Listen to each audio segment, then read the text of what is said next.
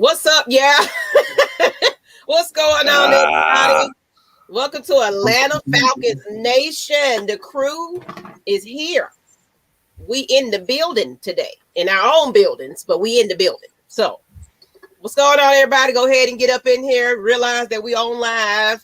We know we had to come in and talk about some of these cuts and waves and all that kind of stuff. Off season starting to get a little busy. And I'm excited. Mad Mike, what's up with you, bro? I told you so. Oh, baby, I told you so. That's Tell Mad Mike not to do that again, everybody. Just say, don't do that. Hey, Rico, flied away. Oh, y'all already with the jokes all wrecked. I see you, Spencer Montgomery. Y'all already.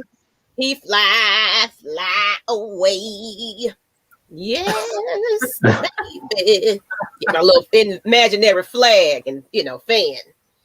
Let the church say amen. Amen. Lord. Lord. $100 on the collection plate.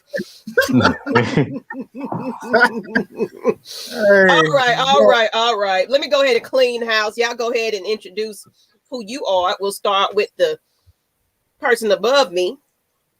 Hook'em Horns, aka the demon of Death Valley. No, I'm just fucking with you.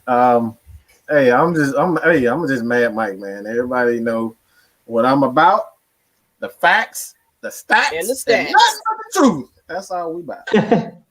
And your love for number 2. Say that louder. For the folks number in the back. 2. Oh, Lord, that's my baby. Oh, Lord Jesus, that's my baby. No, I'm just Lord, they ain't know about all that now, but hey, they already think I'm fruity for Matt anyway. I might as well play along with it. Yeah, you know what? I seen a comment earlier that was on the old video talking about Mad Mike don't like women. I said, oh, okay. I said, that's what I'm talking about. I might as well. Y'all already think I'm fruity for Matt, so I might as well be. Just play along with it. You don't get that bullshit about him, man. But yeah. All right, let's stop playing around though, for real. Who we got next to Mad Mike? For the folks that don't know who you are. Mr. Jew Talk Sports, aka Juju on that beat, all that. Juju. The People's Champ, whatever y'all want to call me. I love it. Okay then. Okay. All right, and right up underneath him, who is that? I think I should do the introduction when I do well, right? I know he was scheming. I knew it. I'm about to say,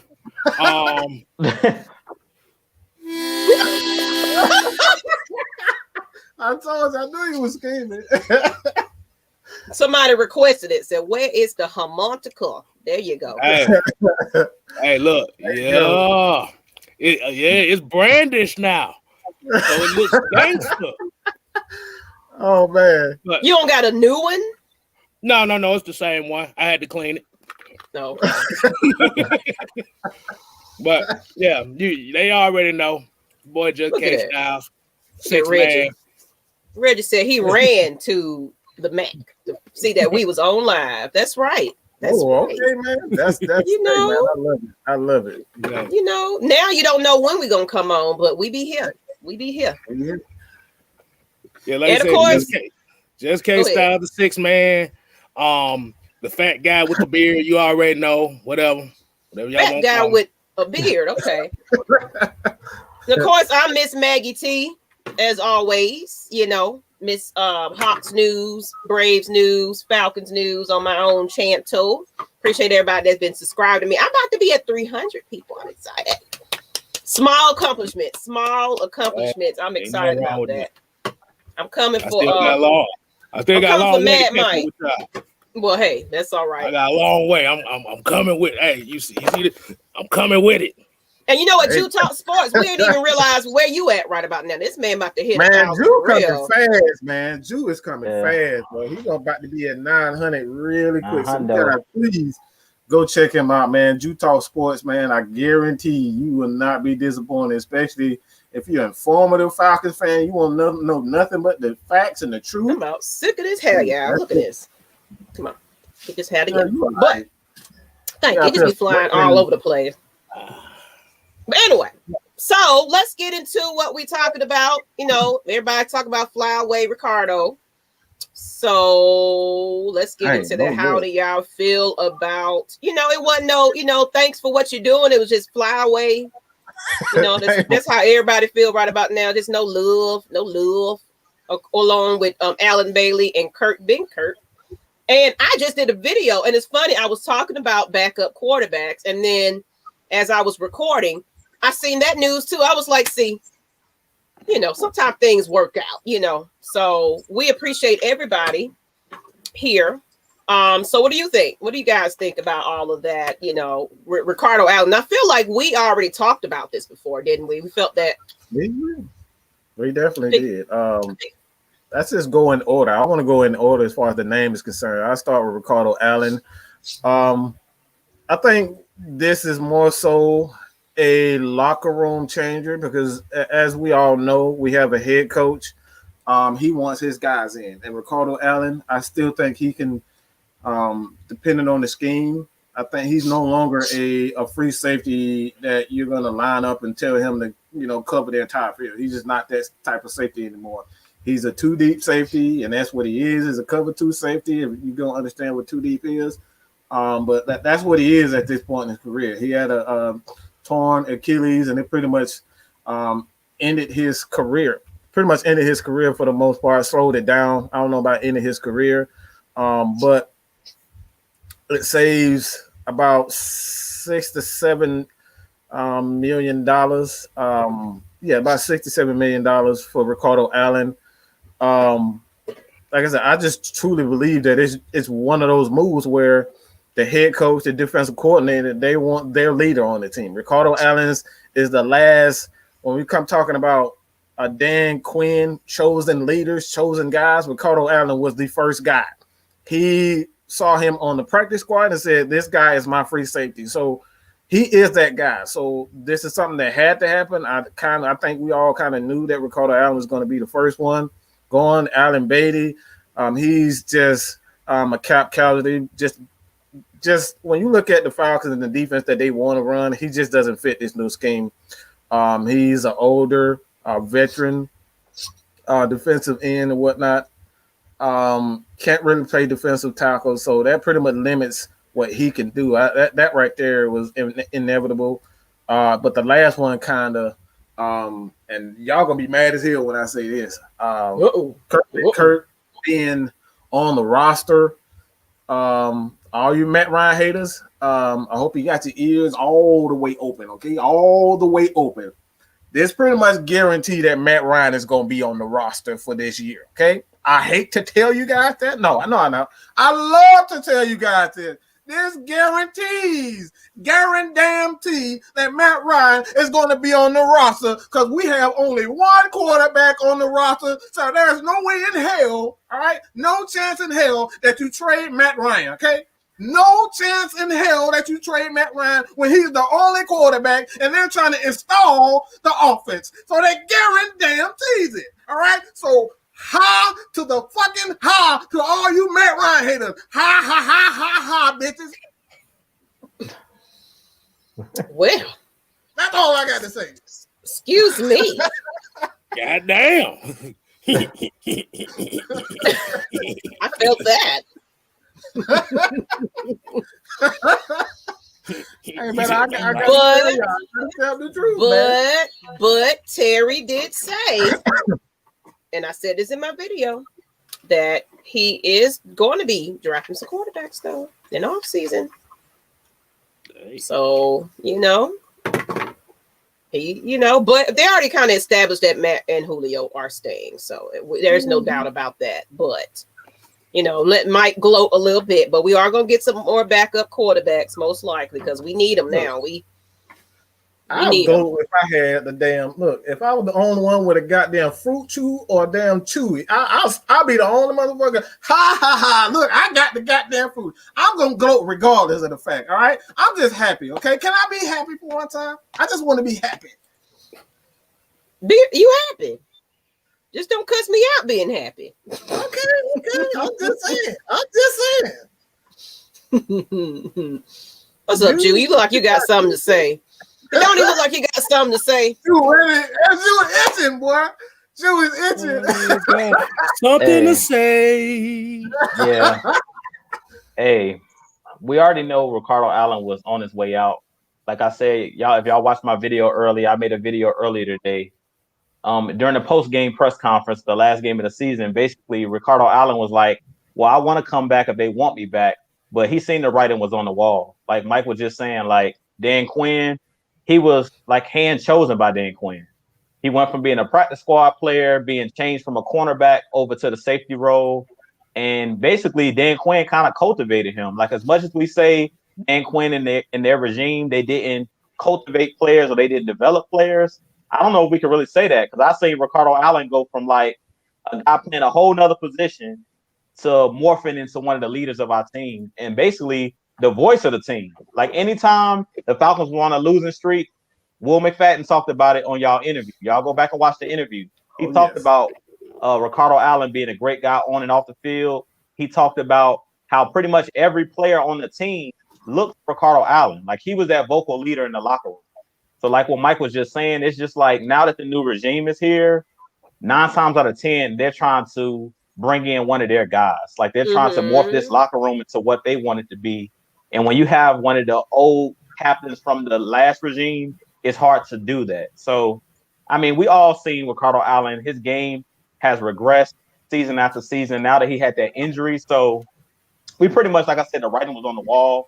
I love Ricardo Allen because he's one of those players that went from being cut to being on the starting. Like I basically seen every stage of his career. He came onto the roster as a practice squad player. Then he was actually a starter. Then he was a captain. So I seen him all the way through. So, I mean, I just wish him nothing but the best. Personally, I feel that he possibly should go into coaching because everybody talks about how great and how smart he is. Like he talked about wanting to be an offensive coordinator when he retires. So I definitely think I don't want to, say that he needs to retire now because he still may want to play, but I could see him going somewhere like Dallas because Dan Quinn is the defensive coordinator there. Even if he's not a starter, I could see him being a rotational player and like a special teams player if he's not a starter somewhere else. But if he's like done, like if he doesn't want to go play anywhere else but Atlanta, then I could easily see him going and being a part of a coaching staff and trying to work his way up. Because when be a coach in this league, especially be a head coach, it takes time. Like you got to work your way up from the bottom. So I definitely think that Ricardo Allen's time here was a successful career. Like if you've seen what he started off as and what he is now, I mean, that dude got it out the mud. Like he got out the mud. So I wish him nothing but the best. Allen Bailey, to me, he's always been just a rotational guy. I never looked at Allen Bailey as like that main guy. You got Allen Bailey to be like your third or fourth string defensive end. He was another guy brought over from the Kansas City Chiefs because Bob Sutton was brought over and he kind of knew about Allen Bailey. He played under Bob Sutton when he was the defensive coordinator in Kansas City. So Allen Bailey is one of those just cap casualties. I mean, he really didn't. If you go look at his stats last year, he didn't even play a whole lot last year. And we all know last year our defensive line was, once we cut Tapp, we really was slim pickings on our defensive line. Like we were starting guys like Steven Means. We were starting guys like Jacob Tuioti and Mariner. So we had a young defensive line last year and guys that were unproven. And Allen Bailey couldn't play over those guys. So, I mean, we already knew pretty much he was going to be a cap casualty. And then Ben Kirk, I think that's the most interesting cut just for the mere fact of Matt Ryan's the only quarterback on our roster.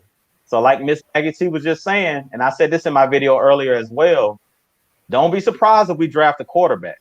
Don't be surprised. Now, I don't know if it's at that number 4 spot, but even if we do, and I've been saying this from the beginning, when I made my Justin Fields videos, you guys go definitely check out my channel. I made this video maybe a month or 2 ago about Justin Fields. And I basically said, if he comes to Atlanta, he's not starting day one. So it doesn't matter. Like, he could easily be sitting behind Matt Ryan for another 2 years. Depending on how successful Matt Ryan is this year, which I can really see Matt Ryan having an MVP season. I know this might open a lot of eyes, like, wow, that's a bold prediction. But we all knew what Matt Ryan did under Kyle Shanahan in that play action pass offense, running the ball, West Coast style offense.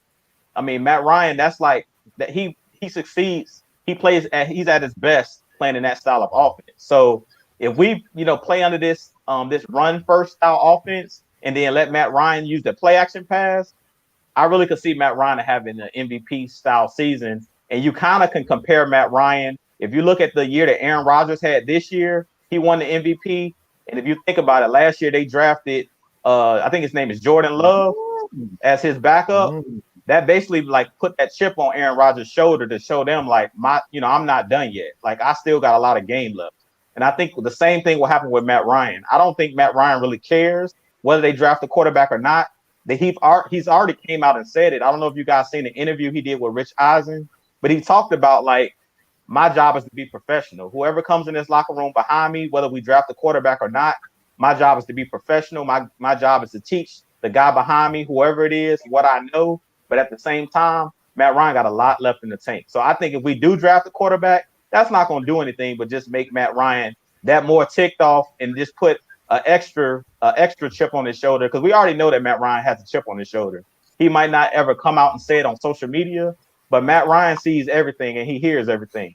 I know a lot of y'all think that athletes, when they say I'm not on social media, I don't watch and I don't listen to ESPN and I don't watch all of these shows. Trust me, Matt Ryan. Exactly.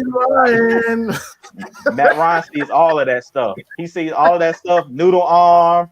He sees all of it. And trust me, he's getting ready right now. Like, he's working out right now and getting ready for this season. And I really think that Matt Ryan's going to have a big year this year, especially because we finally have an offensive coordinator that's going to run the dang on ball. Run the goddamn ball. And with that being said, I'm gonna let K Styles take it before I get on my go on my rant. That wasn't a rant then? Nah, that was just a little taste of what I had. Hey, that was just a little bit. That was a tease. Okay. K Styles. Y'all said run the damn ball. That's right, Mark. Run the damn. I like how you spelled it. Damn ball. Damn.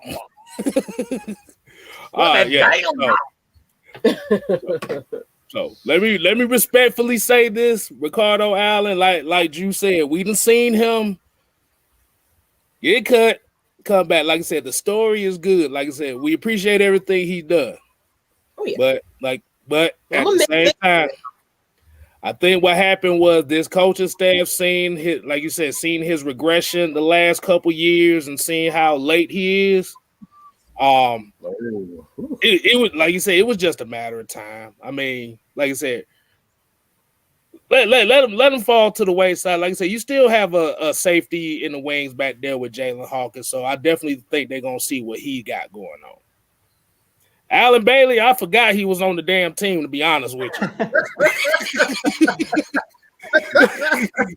Wow. Who? I forgot he was on the team. But who? Was that 93? I was like, wait a minute, Dwight Freeney came? Nah, that ain't Dwight Freeney. I don't see a spin. Let's put it back up just in case somebody is late of who we cut. Just in case. But yeah. Alan Bailey. Alan Bailey wasn't on the field. He got cut. But sucks. Are you threatening me? but for real. Like I said, Alan Bailey just wasn't making enough impact. I mean, like you said, the contract that he had. Like I said, we're looking at this regime. They're looking at it in a different light. Like Mike said, and like what you said, they want their type of guys. If you look at, like I said, now it puts more pressure on Deion Jones and Grady Jarrett to be that leader in the locker room, because Now you don't have nobody to really turn to. Who's gonna step up and be that leader now? Now, Ben Kirk, it was a matter of time because they didn't get his guy a shot at anything. Even when he did get a chance in the preseason, he was getting hurt. So he's been in the game a good little while, but you don't see enough of him. So they're not going to take a chance in keeping him around. Like you said, a quarterback is definitely going to get drafted. We just don't know when. It could be 4. It could be in the 2nd round. It could be in the 3rd round or 4 or so. Mm-hmm. But at the end of the day, I feel a strong 2nd for some reason. I feel a strong 2nd round. I don't know. I don't know. I can see that. I feel the same. Mm-hmm. I feel the same. Mm-hmm. I think it's definitely because there's so many needs that the Falcons have. It's just like when you look at it financially, that's I keep going back to that. Like I'm not afraid of them drafting a quarterback with the 4th pick. My issue is that if they do that, they would have to get rid of their 2nd and 3rd round more likely because the salary cap. I mean, they just cleared up $10 million just cutting 2 players. That's not enough money. That's barely enough money to sign the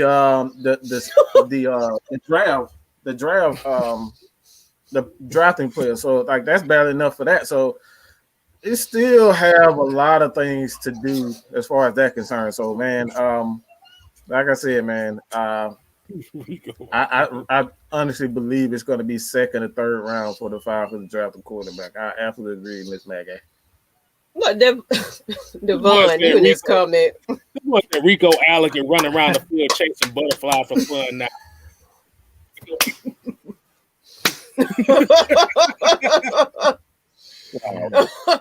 Twisted Torch, and go ahead and y'all subscribe to him as well. This is another AFN crew member. If you don't know who he is, go ahead and check him out on his channel. But Rico only looked good when all the defense is playing well, honestly. Okay. Well, he still ran on America Online dial-up speed, so that was a rare occasion. He was looking like Thomas Day Cool back there. Tony Wright said, I wouldn't be surprised if Dante Fowler is the big salary cap casualty player that will get released. He read my mind. That's the main thing I've been saying. It'll probably be June 1st before they would have to make a move before they'd be able, because he's still like the only outside linebacker that they have. And defensive end. So it I don't think it'll be anytime soon, but I could see June 1st casualty. Them announcing that they're going to cut him June 1st, but I don't think he'll be cut until June 1st.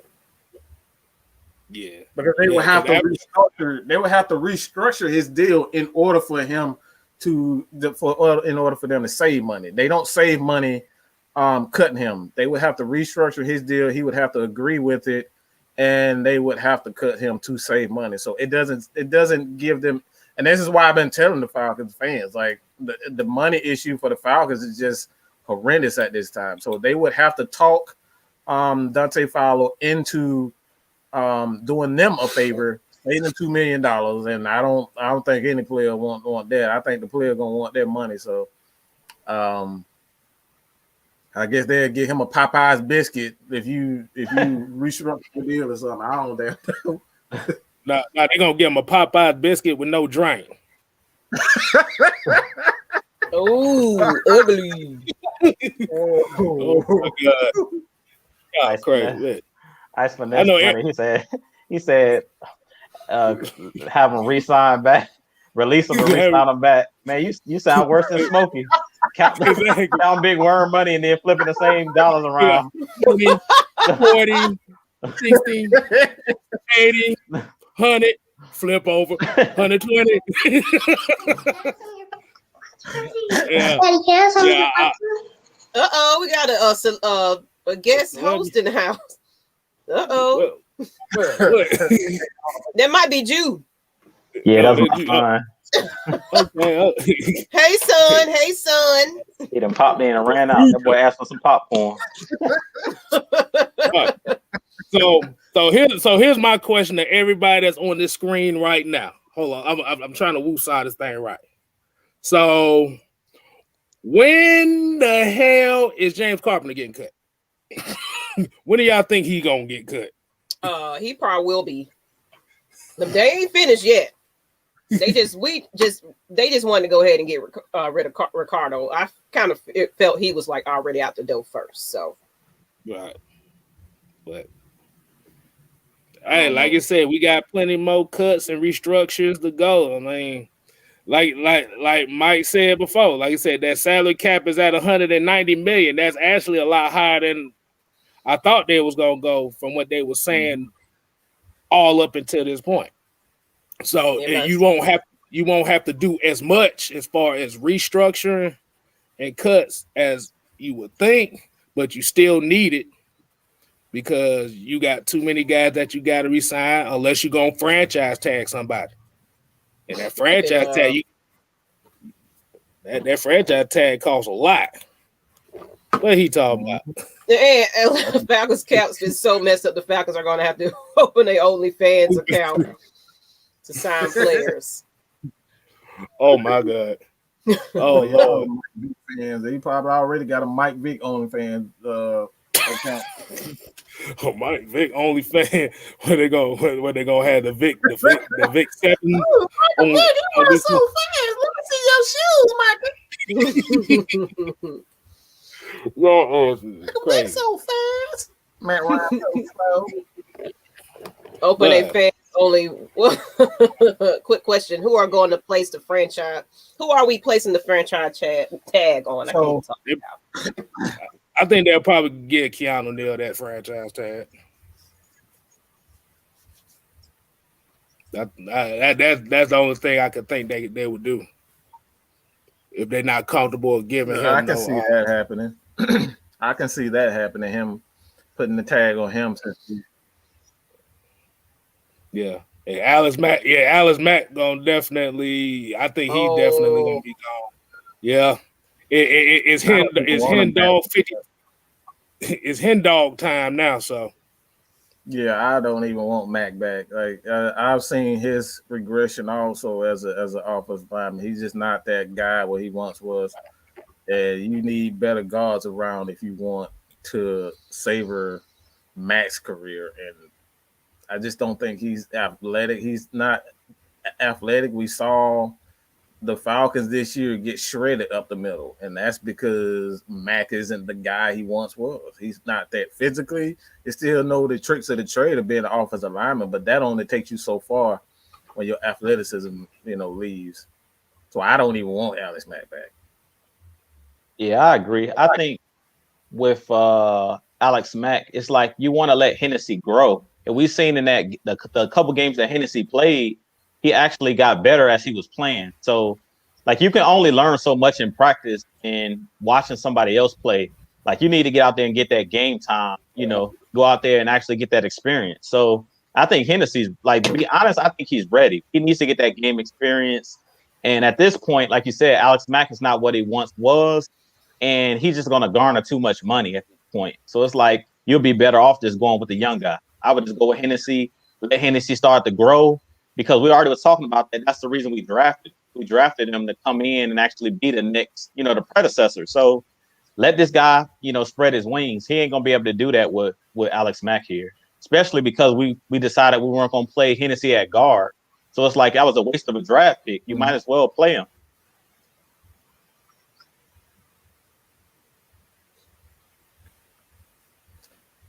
Yeah. I totally agree. This man said franchise tag to Ridley. He's still on his rookie deal, right? Yeah, he on his rookie deal. He's still got about another year.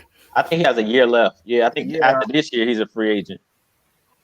Yeah, man, it's gonna be interesting to see what they do. Because, like I said, man, this is a new regime. It's like we don't know if they want to spend money on receivers. Like Terry Fontenot may not want to, because when you look at the way that New Orleans did with their receivers, they never played their receivers or their tight ends. They never paid their receivers and tight ends. They put all their money into the defensive line and the offensive line and Drew Brees. So it's like the way that they structure their contracts and they built their team. The only person that really got paid as far as receivers is concerned was Michael Thomas, and this just happened this year, and they're already looking to get rid of him. So like, are we really gonna save? Are we really gonna keep Julio, who's making $20 million a year? Okay, $20 million a year, and then you want to turn around and give Calvin really going to get at the very least $16 million. Okay, at the very least $16 million because of the market is going to go up. So he's gonna, his agent is going to ask for the most. He's going to ask for $18 million to $20 million for Calvin Ridley, and it's up to one. It really is. It's up to Arthur Smith. If he wants to spend that money on a receiver, he may not want to spend that. He may want to spend that on getting a offensive lineman and a tight end or running back. Like he might want to spend that money in a collective gathering. But as far as like keeping them, like I don't know, man. Like I keep telling people, do not be surprised if the Falcons decide that they draft a receiver in the second, third round. You see them drafting one in the second round for sure. You got like Waddle, somebody like that that's coming out. There's a lot of talented receivers in this draft too. You got those guys, and they draft them in second round, third round. Beware of Calvin Ridley being traded. I see Aunt Carly talking about get Sanat up out of here. Damn, bro. He will never hear He will never hear. He will never hear anyway. He will never hear. I ain't see that motherfucker on field not one time. He was holding the equipment in Gatorade. He holding the equipment in Gatorade with Quadriolison.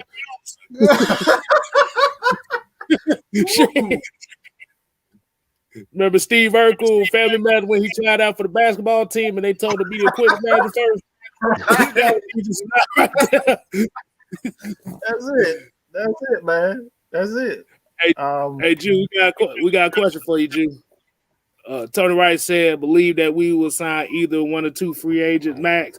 My question to you is, who do you believe the free agents will be? Like Jarrell Casey. I like Jarrell Casey a lot. And that's a hard question right there. Be honest, I really don't know where we're headed. Like, and that's the problem. That's why I can't wait to the draft, because once we have the draft, then we'll really know what this regime is trying to do. Like, are they going all in on this year, or are they building for the future? Because if you take like a quarterback at number 4, like a Justin Fields, something like that, then that tells us like they're not going all in this year. And that's why me and Mike and everybody here at AFN, we've been saying like this year is not must win, like for Arthur Smith to make the playoffs, stuff like that. So I really want to see what we do in free agency and what we do in the draft. So this is a hard question because based off of what we do in the draft, it kind of will tell me where we're headed, what direction we're going in. Personally, what I would like to see, I wouldn't mind seeing a Jarrell Casey. I wouldn't mind J.J. Watt or Patrick Peterson. There's a lot of guys in free agency I like. It's just I don't know how much money we're going to have because I got to wait and see who else is going to be cut. How much space do we actually have? And then it's up to the player, because a lot of the times, to be honest, we keep saying we don't have money. We don't have the money, but sometimes players want to win so bad. If they've already made a lot of money in their career, they'll shave off, some of the money to go to a contender. I've seen guys take pay cuts to go, they'll take some money off because they want to play for a winner. So it all just depends. Like, it's a lot of names out there. Like I seen yesterday, Mike had a video about Von Miller out there. Like, is Von Miller out there looking for the bag, or is Von Miller trying to go to a playoff contender, or is he chasing another ring? That's what it's really about. It's the same thing with J.J. Watt. He's another guy that hasn't had a ton of success in the playoffs, so maybe he'll come to a place like Atlanta or go to a team that he thinks can win. Like I'm hearing the Cleveland Browns is a team that he's looking at, that he's targeting. Mm-hmm. And I feel like he looked at the Browns' playoff success this year and would look like they're only a couple pieces away. So he's thinking in his head, if I go join up with the Cleveland Browns, you know, I might be the missing link. You know, they already was playing without Odell Beckham. So he's looking like they get Odell back. You add me on that defense, they might be a few players away. Just like the year when we added the Dwight Freeney and we brought in a bunch of those, you know, those last minute signs where we just brought in guys. That's the same thing for us. It's like we really got to wait and see to see where we're headed. Because right now, we're hearing everything. I'm hearing some of everything. They're talking out of both sides of their mouths right now. And I believe we're doing that because, like Mike has said before, we want teams to trade up for that fourth pick. So we kind of have to act like, if y'all don't trade up, we're going to take Justin Fields because we want that pick to be valued. So right now, I don't really know if we're playing that hand. You know, we're playing that hand that we're dealt because we're trying to get teams to move up, or if we really want one of these quarterbacks. We never know. They might really want one of these quarterbacks. You never know, because Arthur Smith's an offensive-minded coach, and I talked about it a little bit in my video. He might want a mobile quarterback. Ryan Tannehill was doing RPOs. He might want one of these new, these new younger quarterbacks that can run. You know, Matt Ryan's not going anywhere, but I'm saying in the future, he might say, hey, look, for my offense to succeed and I can open up the offense, I might want a quarterback that's like an option style quarterback. We don't know what these guys want. So right now, it's kind of like we just got to wait and see. Everything we're saying is just what we're guesstimating. We don't know. This is what we think. We're not professionals. We don't know. We just guessing. And right now, personally, what we've been saying here at AFN is trade back and get the draft capital. And I think that would be the smartest thing to do because I talked about it and I was going to make another video talking about, look at what the Bucs did. They went out and signed a 40-some-year-old quarterback. Everybody was like, that's dumb. Why they signing Brady? He's like 42, going on 43. He's signing a 2-year deal. But if you look at what they did, they basically went all in for this year. They used their first-round draft pick to solidify their offensive line, bringing in Tristan Wirfs at that tackle position. They signed their quarterback, the veteran quarterback, and then they just added a bunch of pieces during the year. They added Gronk. They added AB. But I don't know if that's the same approach we're going to take. We might go with that same approach to say, look, let's bring in one of these big free agents, splash signings. Let's cut Dante Fowler and see if we can save some money and sign a J.J. Watt or sign another bigger name that may be out there. Let's sign a Von Miller. They might value Von Miller over a Dante Fowler. We really don't know. So we got to kind of just like wait and see. That's why I said it's going to be really exciting to watch this offseason because nobody knows what they're thinking. They're saying a lot of things in the media, but we really don't know deep down, what cards are in their hands right now. We don't know. We just know that we got the fourth pick. We don't know what they're looking to do with that fourth pick. Personally, like I said, the smart thing to do would be trade back. You can get a bunch of draft capital. You already have an elite quarterback here. What I would do is build the line. If Penei Sewell is there at 4, I'm taking Penei Sewell just like the Bucs did with Tristan Wirfs. I'm solidifying that offensive line, and then I'm going out in maybe the second, third round, and I'm getting me a running back to solidify the backfield. You already got Ito Smith. Maybe you bring back a Brian Hill on a cheaper deal, or maybe you bring back a Todd Gurley if he's willing to take like a veteran minimum, and then you're set on offense. Because to be honest, we don't really need anything on offense if we be completely honest. We have a great tight end with Hayden Hurst. We have numerous receivers. We've seen just last year, Russell Gage has developed into a great slot receiver.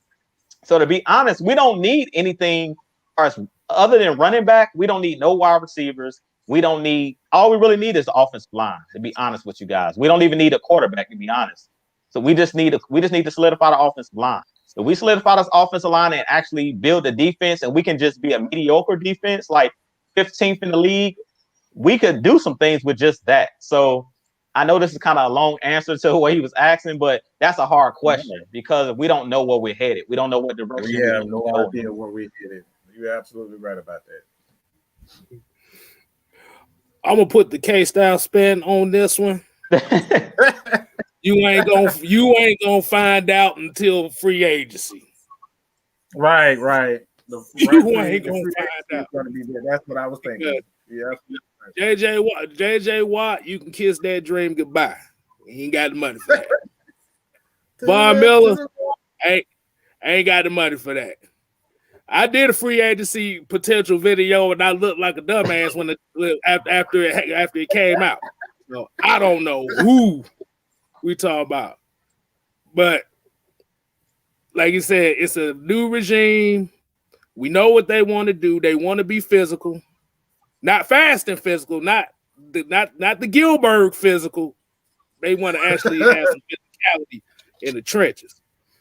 So down here, Jadeveon Clowney too. Like I said, that's gonna be 50-50 because we don't know how. Like I said, they definitely going to have to do some deals as far as restructuring. But what we know about restructuring is only prolonging the inevitable. That's really what restructuring is. It's moving that major cap hit to next year. So that's kind of what Terry Fontenot, and that's kind of like what his MO is moving that cap hit back, signing these free agents to these low deal, prove-it deals.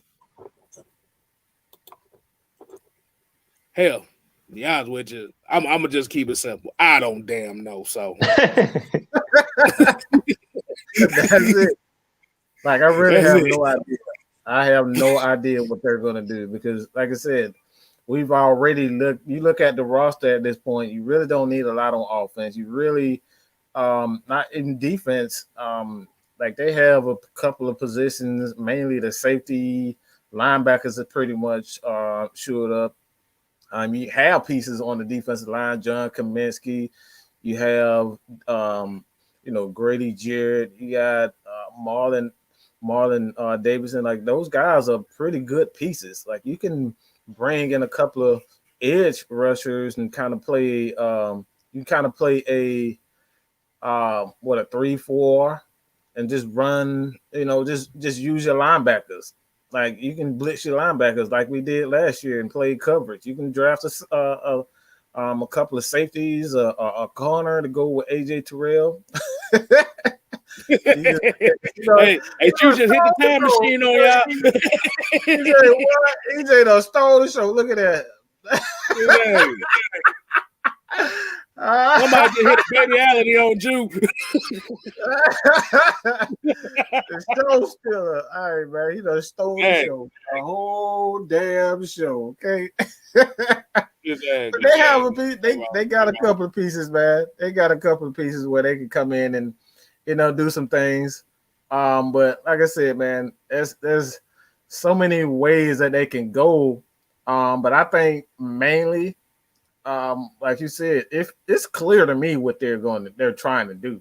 If they were trying to really build the offense, they would have made cuts already for the offense. They would have. One of the first cuts would have been on offense. Like everybody wondering why the hell we didn't cut James Carpenter. He should have been the first one. To be honest, he should have been first before Ricardo Allen. He should have been first before Aaron Bailey. He ain't did squat, but be big. That's it. He hasn't done that damn thing but be big, and he ain't even really good at that either. So he should have been the first one. Him and Jamon Brown, we already got rid of them, but those are supposed to be the first ones gone, and they didn't do that. So that, right, like I said, a lot of these moves are telling.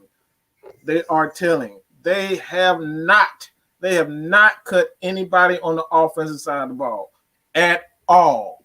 All these guys are pretty much intact. So it's like I said, man, when you got rid of Ben Kirk, and he's a quarterback, he was a backup quarterback. He understands, these guys around him. Like, are we really going to draft a quarterback? Are we really going to take a quarterback before?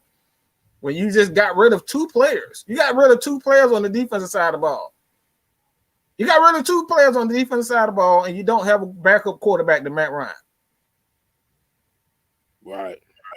And nobody knows, like, the only connection to a quarterback, and a couple of guys from in the chat that I'm in, these guys pointed out one thing. Like, the only connection to a quarterback that's worth anything, and he probably not even worth anything, but the only connection that they have to a quarterback is Trash Biscuit. That's it. and that's Rigon. He's the offensive coordinator. So like that's the only connection to a quarterback that they have. That's it. Hold on. So you said Trubisky. You said Trubisky. This is the Trubisky Dave Ragone picture I just found. Oh man.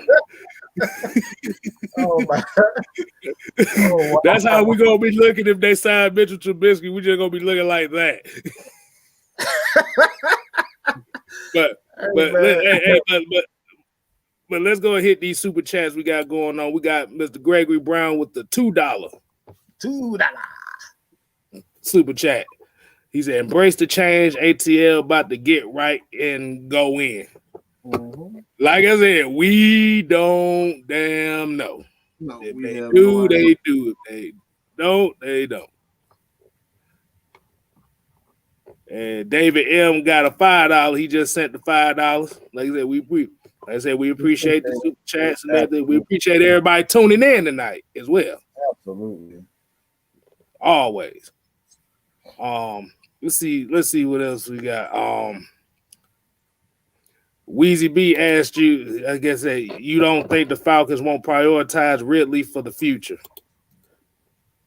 I don't. So I really don't. Like I said, I don't quote me on that. Like honestly, don't quote me on this. And nah. As a matter of fact, quote me on this. I've stated over and over again. I'm not saying this is what will happen. I'm telling you guys, when there is a new regime, just like everybody trying to say, "Oh, Matt Ryan 35, a new regime, he gonna want his quarterback."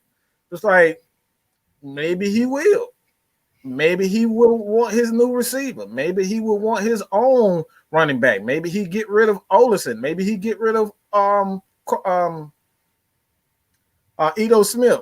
Maybe he get rid of every one of those guys. You know what I'm saying? Maybe he get rid of every last one of those guys and turn around and draft his guys. Like, we don't know at this point. So to sit here and say that this is what's going to happen, you know what I'm saying? Like they're gonna automatically, like, Calvin Ridley is gonna be the first guy that they sign to a long-term contract. That's a huge accomplishment for somebody that they did not scout. They did not scout Calvin Ridley. So are you going to commit to him even though you didn't scout him? I'm just saying, man. Yeah, Big Low Country Sport. What in the world, bro? What's up? We got the coach in the chat, man. Okay, we got Nick Turner just asked a question. He said, "What makes coming to Atlanta interesting in a defensive perspective? What do you think attractive is the culture change of the facilities? It's the coaches. I mean, like you said, you got DPs. Like I said, he comes from a championship pedigree. He's used to certain cultures, the New England culture, the Baltimore culture, which is all built on bringing the best out of these players. Like I said, the way the system is, it don't matter how good you are, it's can you do your job? Mm-hmm. And like I said, you might have veteran players that might want to come in to play 1 year and build their stock up for next year. Like I said, it's a whole bunch of different things. Like you said, you got these coaches that's going to hold these players accountable. That's what these players want. They want their coaches to hold them accountable. Mm-hmm. Absolutely. And we got Don. He asked another question here. He said, "How bad is the cap space right now for the Falcons?" It's not terrible. It's not terrible. It's not terrible, but it's not very good. If, like, we're talking about picking up big time players, that's you can count that out. JJ Watt, Von Miller, those types of guys, we're not getting those guys. Like, we have money to add to what we have already. Sign quality players to what we already have. We have quality players. We have superstar players on both sides of the ball. So, right, we have money to bring in a guy that's going to stop the run, a guy who's going to be solely on third downs, like those types of things. The small, intricate details, what we always preach here at AFN. Like that's what we have money for. Like that's it. What you think, Jude? I would say it all depends on who's running the cap. Like you can maneuver around the cap. It was like last year going into free agency, and I said this in the comments. So one of my subscribers had asked me about it when I did the JJ Watt video. It's like last year everybody was like, we don't have the money to get a Dante Fowler. We don't have no money to get Todd Gurley going into free agency. And that's what Rich McKay always has talked about. And even Thomas Dimitroff, when he was here, you can maneuver around the cap. It just depends on if the player is willing. And that's what I was just talking about. It's all up to the player because we don't know what these players are asking for. Some players that come on a 1-year deal, you know, if they really want to play for that particular coach or that roster. Like Dante Fowler really wanted to play for Dan Quinn. So that's the reason he decided to come to Atlanta, and they were able to maneuver some things. They cut Desmond Trufant. I forget. I think they cut another player too to create the space last year when we had free agency. They cut Devontae Freeman. They cut Devontae Freeman.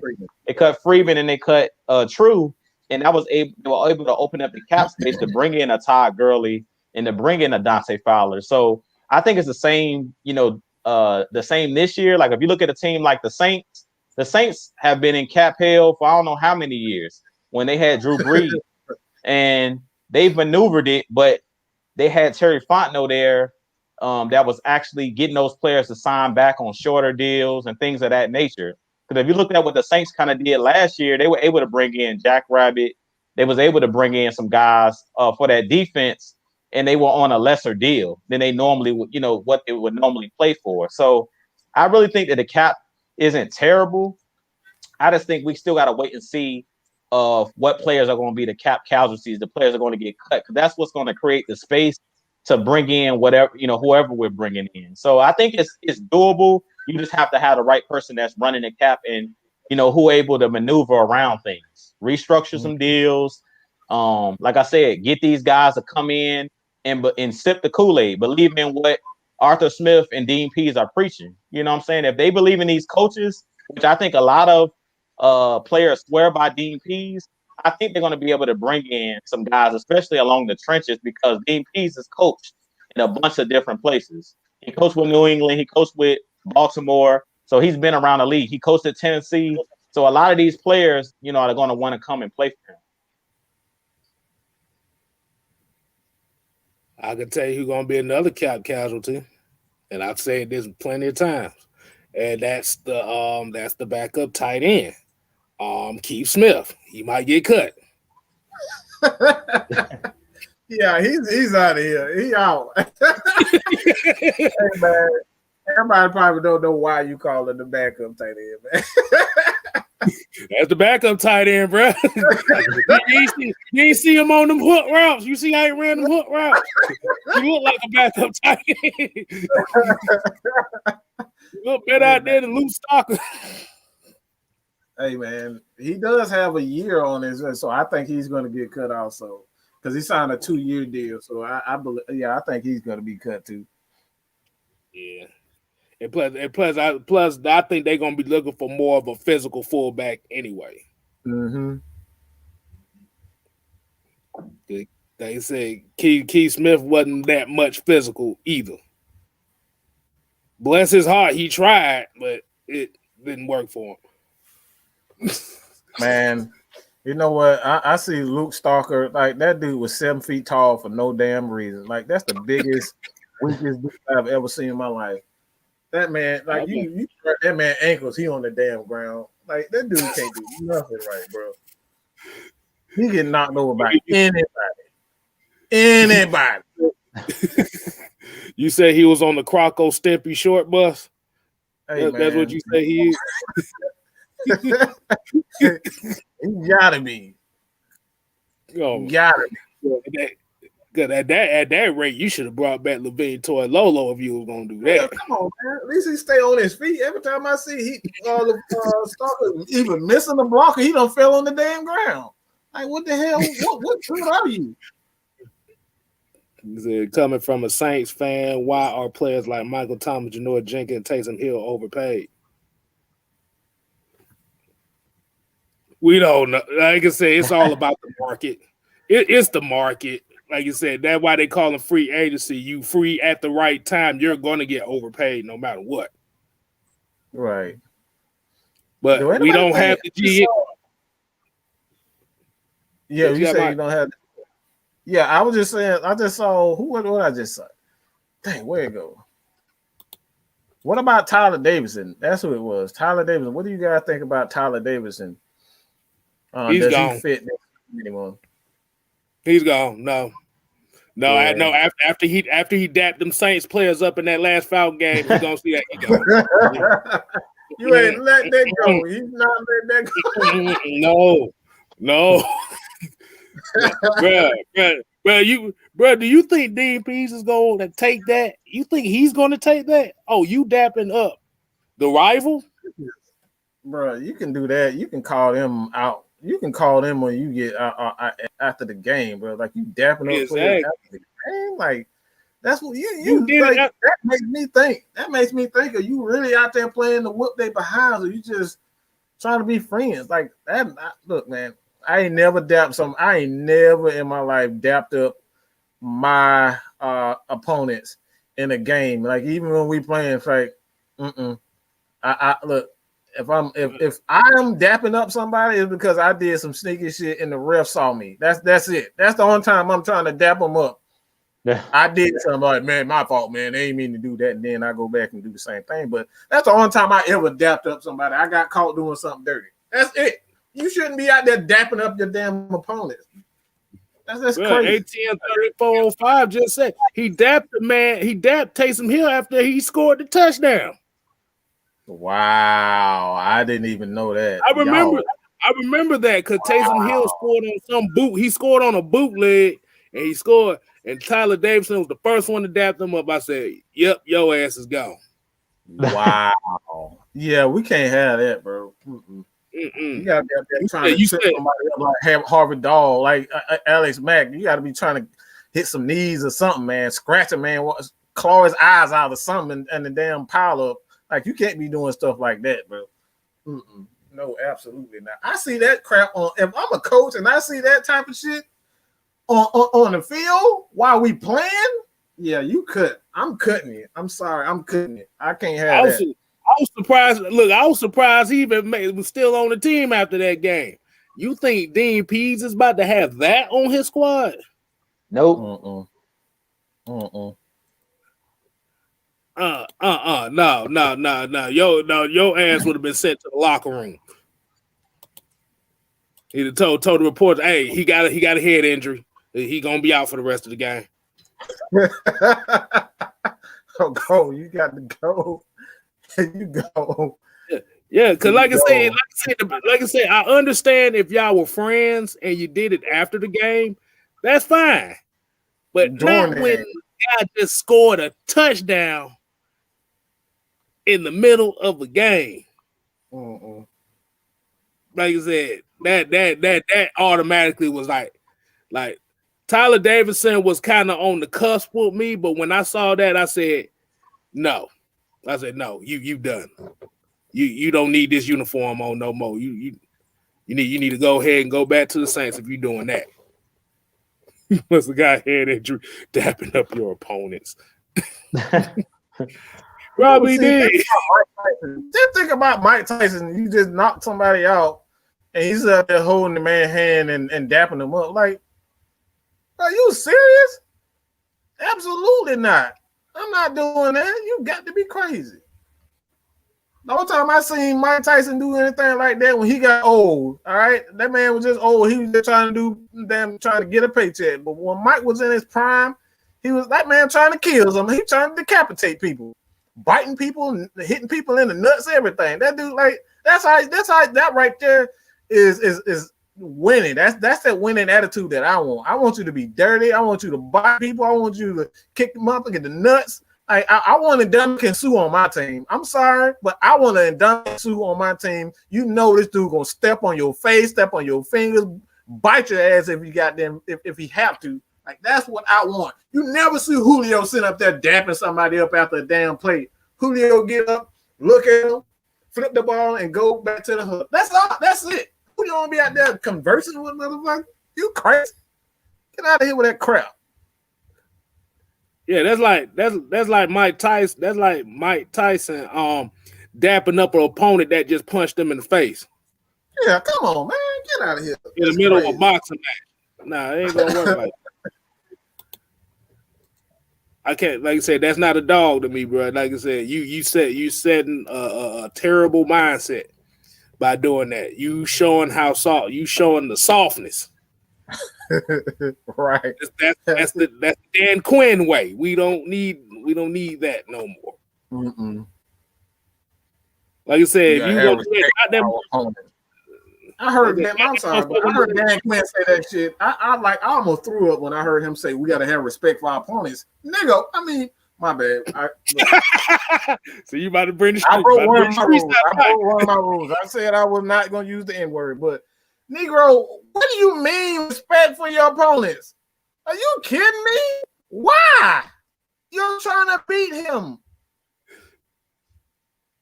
We ain't got no I don't want no respect. Michael Jordan don't need. Kobe ain't he ain't got no respect for no opponent. He trying to destroy his opponent. He trying to score 81 on him. Michael Jordan trying to embarrass you. LeBron James is trying to embarrass you. Steph Curry, they're trying to embarrass you. They're not trying to dap you up. Man, you got to be crazy talking about some damn respect for your opponent. Look at that weak crap. Oh, man, they just took me back, man. I had a flashback for a second. Dan Quinn used to make me sick when they say we gotta have respect for our opponent. Man, what? That's why we called him Gilbert. You remember when Gilbert used to come out? He didn't have the pyro. He had the little sparklers.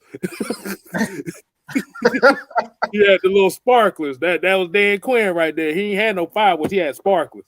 Think he about to do something. Yeah, man, get out of here with that mess. Hey, man, it goes back to that culture we was talking about. That's all it is. Like, that's why when I keep seeing all these people talking about cutting Dante Fowler, I'm like, that's what I was talking about with Dante Fowler. He's one of those edgy players. Like, I don't know if y'all remember in that Thursday night game against Carolina where he tried to clip Teddy Bridgewater. I think he was trying to run for a first down and he tried to clip him.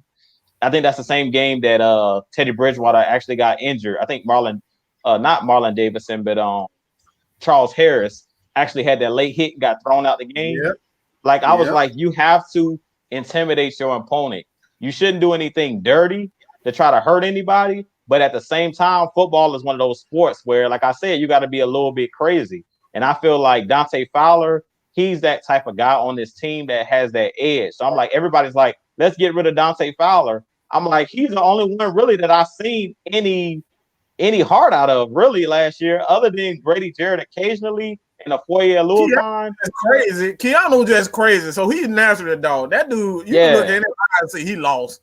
That man, that man got it all. Keanu ain't got it all. Nah, but you have to be that way though. You have to have a little bit of crazy in you to play football. So like, I just didn't see enough of that on our defensive side of the ball. So I'm like, I want Dante Fowler on this team because, like you were saying, you want a Dominican Sue. You want one of those players that kind of toes the line and sometimes cross the line, kind of like a Dennis Rodman type, where you know he's good to get tossed out of the game sometime, but you need that player that's going to be that spark, whether it's for a good or a bad reason. You want that player on the team that's going to bring that spark, that's going to be a little bit edgy, and I feel like we don't have enough of those players on this Falcons roster.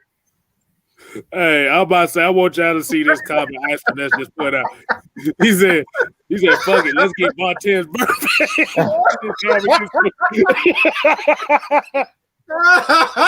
Oh shit! Whoa. Oh my god! Boy, man, you add that with hey, you add that with Kiki crazy ass, bro. They gonna do straight at the end of every game. Look, I said I want somebody to toe the line, not somebody that's gonna cross the line. I said Verfit got kicked out the league. I'm good on that. Yeah, that dude tried to have a hit squad. You try to have got the hit squad as a hit player. Have that dude on our team. Shit, I want to live. I want our people to live, bro. All right, Sid Falcon asked me what beer do I got for the night. I have Tropicalia tonight. Tropicalia, good for the soul. Absolutely. Not really, but it's good for my soul. So. Hey, you go check out AFN. Everybody go check out AFN on the road to 1K. Also, Miss Maggie T, her channel is at 397, I believe. Help her. I've got 3 people. All right, just go to Miss Maggie channel, and help her get to 300. He's on his road to 900, actually 1,000, but he's close to 900. Hey man, K Styles. We know K Styles, man. K Styles, what you at 160, 170 something? About 165. 165. Hey man, look, just hit everybody up, man. Hit everybody else's channel, man. Y'all already know. Everybody who's affiliated with the Atlanta AFN, and just show everybody some love, man. That's like you're gonna get great content. You're gonna get entertaining, informative content from us. That's what we do. So I truly appreciate everybody for that, man. Yeah, I'm about to say I got thrown off by Vontae's birthday, boy. I'm actually looking at it right now. It's like, okay, so if you get Sue Perfect with Keanu Neal, that means we're gonna have at least an ejection every night, every game. You realize that, right? we're gonna have a hockey team out there. We're gonna lead the league in penalties. Lead the league in penalties. We're gonna lead the league in their 15+ yard penalties. Absolutely. They asked what's the difference between Atlanta Falcons Nation. Well, Atlanta Falcons Nation is strictly this is something that we wanted for you guys. The Atlanta Falcons Nation is solely for you guys. We want to use your videos in Atlanta Falcons Nation, where you submit your videos to, give your thoughts on it. That's what we call it. Is we are the nation. So if you guys want to submit a video and give your thoughts, this is what it's about. We actually have Atlanta Falcons Nation where you guys can like if you wanted to write an article, we will post that article on the website. This is for you guys. This is what it's all about. It's all about you guys. So whether it's a video or you want to submit an article, write an article, and we put it on the website, this is for you guys. So that's the difference between Mad Mike Sports and AFN and Jew Talk Sports and whatnot.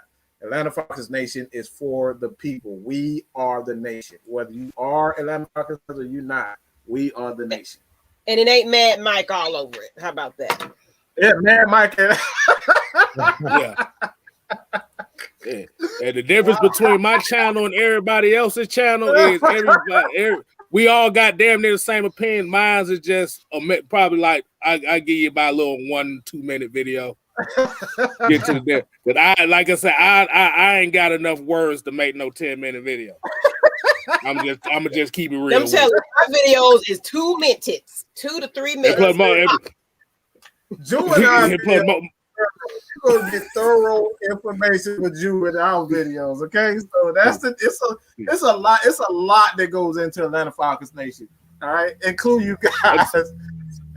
I'm about to say, think about it. Think about it like this. Me and Maggie's videos are the talking points. Jew and Mike is the in-depth. Yeah.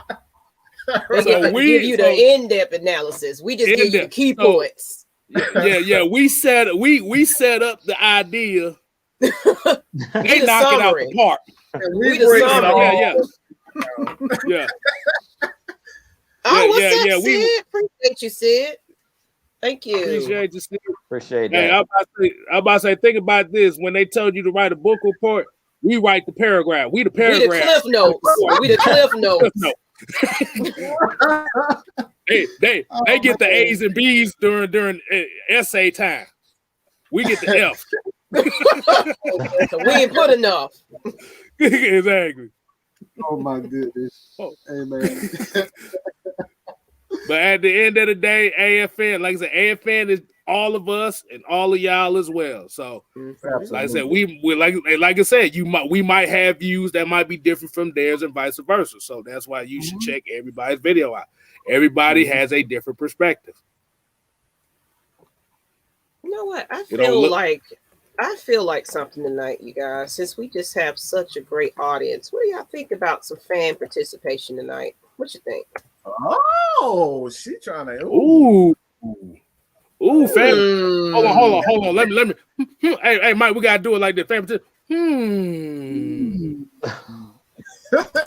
participation. I don't know. I feel like opening it up since me and J Rock was trying to get this done, but I've been busy. So that's the perfect time. That's the perfect time. We got 175 people out there. We get a couple of people on there. How about 5 people? You want to get 5 people on? We can see, but first, then you have something else you want to go with before we got into this. I don't want to, we can. Talk about my channel. Y'all want to talk about Carson Wentz? Like, do we really want to do that? Okay, my way hit it. Yeah, let's let y'all finish, and then we'll get to the fans after that. We can do that. Why not? They've been asking about it. Miss Maggie being generous tonight. All right. All right. I guess good old K-Styles is gonna start this off. Carson Wentz to the Colts. Who the hell surprised? That's point number 1. Point number 2. They tried to get a Matthew Stafford deal. And they got set down to earth real quick. I wonder why. Nobody want to give up no 2 first-round picks for Carson Wentz. Only person I feel bad for is Jacoby Brissett because he's not bad. I don't think Carson Wentz is that much better. Well, I don't. And now Philadelphia is $33 million more. They got the most big Carson Wentz trade. That was a $33.3 million dead cap hit, which is the highest in NFL history. Somebody said they can't find K-Styles channel. Oh, they see Rocket League. On Rocket League. You got it's I'll put it in there. I'll put it in there for I still don't know how to do that yet. So I'm just K-Styles. Yeah, it's just K-Styles. It ain't K-Styles. You gotta. It's like I said, it's like a Tribe Called Quest. It's just K-Styles. Carson Wentz, man. Quite honestly, it just continues to go into everything that we continue to talk about as far as Matt Ryan is concerned. It's like this is one of the reasons why we keep saying it's like $26 million even next year. That's $26 million in cap penalties. Like, who wants to give that money to a guy to go to another team to play for another team? $26 million, like, that's a lot of freaking money. That's cap penalties, and that's going to be like at any given time. Like, I think we were still paying Sam Baker like 3 or 4 or 5 years after he retired because they were spreading out for year to year. So we're still paying Devontae Freeman, believe it or not. We're still paying Devontae Freeman to pretty much play for other teams. So it's like if that's what you want to do with Matt Ryan, trade him away, or he and Julio trade those guys away, and then we stuck with all these damn these cap penalties and whatnot. We can't sign anybody. We have to draft well because you can't sign anybody. So to be honest, like, I don't think if Carson Wentz is in the NFL and he is not as good, or it's better than a lot of these rookie quarterbacks that's in this draft, I believe that Carson Wentz is a lot better than a lot of these quarterbacks that are in this draft right now. If they can't get a first round draft pick for him, okay? If they can't get a first round draft pick for him, so why the hell are we going to trade Matt Ryan away for a guy like a a damn quarterback who couldn't beat out Jake from State Farm. We're going to draft a quarterback that couldn't beat Jake from State Farm.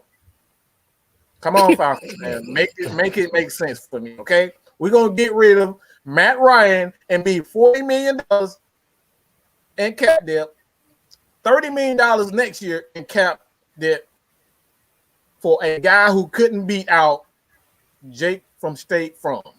Come on, bro. Make it make sense to me. And this is why I'm saying, it's like, just because a guy can run fast and he looks like Michael Vick on occasions doesn't mean he's a good quarterback, okay? And this right here continues to prove this, that like what we've been saying, you cannot. There's so many quarterbacks that come in the league right now. The man, have y'all seen damn Jalen Hurts? Jalen Hurts was not that good at Alabama. He wasn't that good at Alabama. And this man took his job.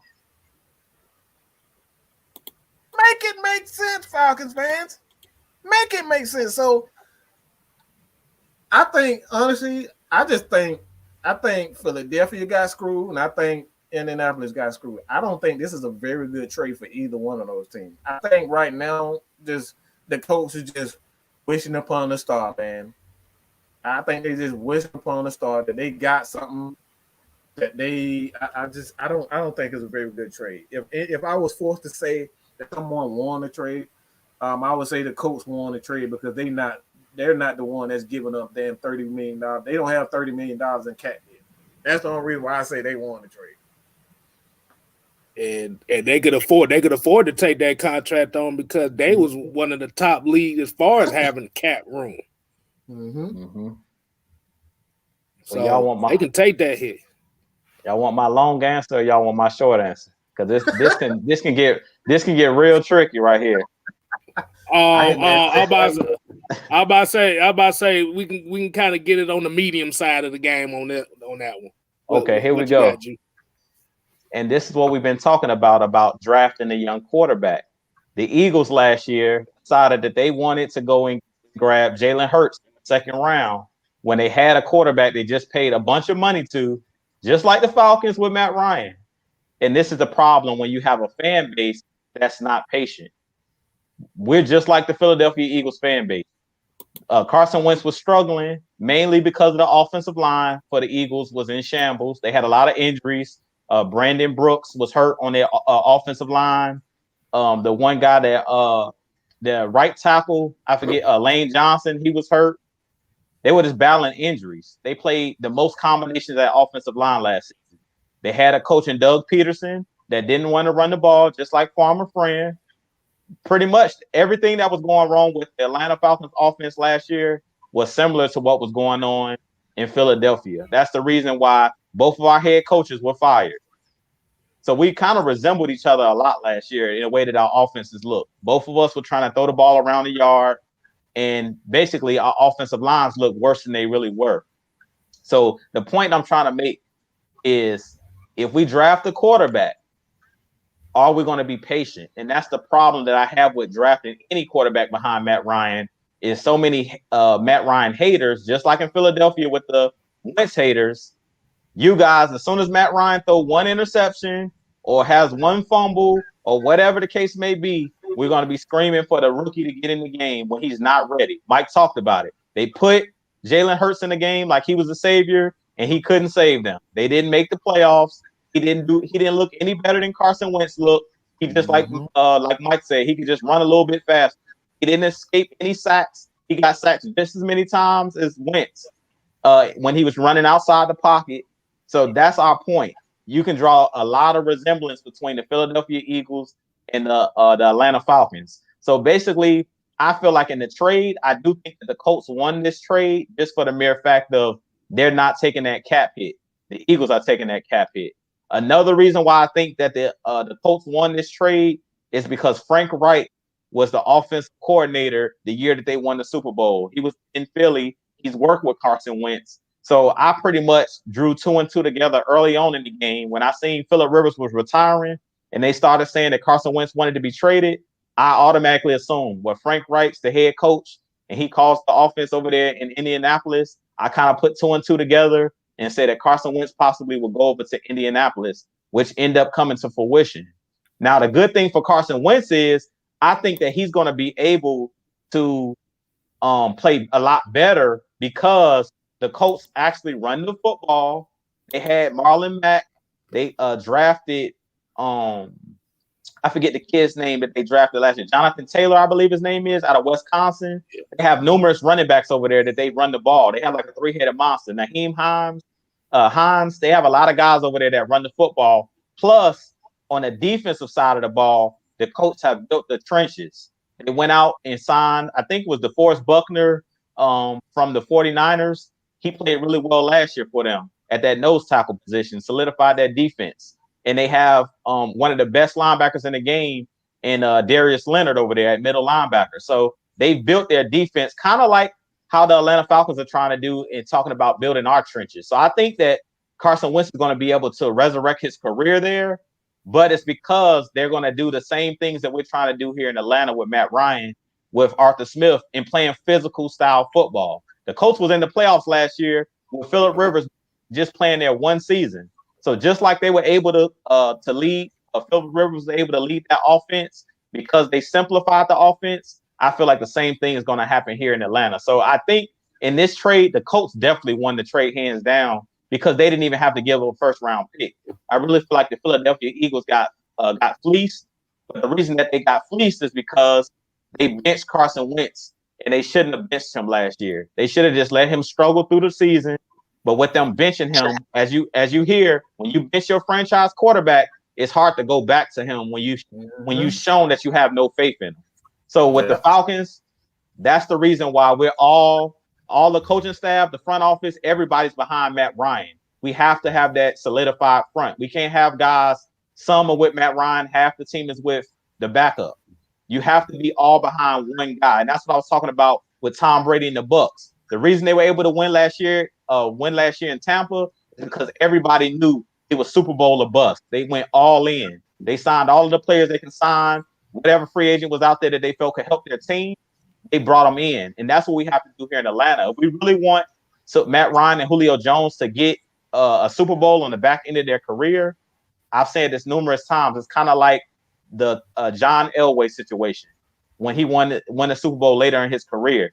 He had Terrell Davis. He was the workhorse. Shannon Sharp and those guys.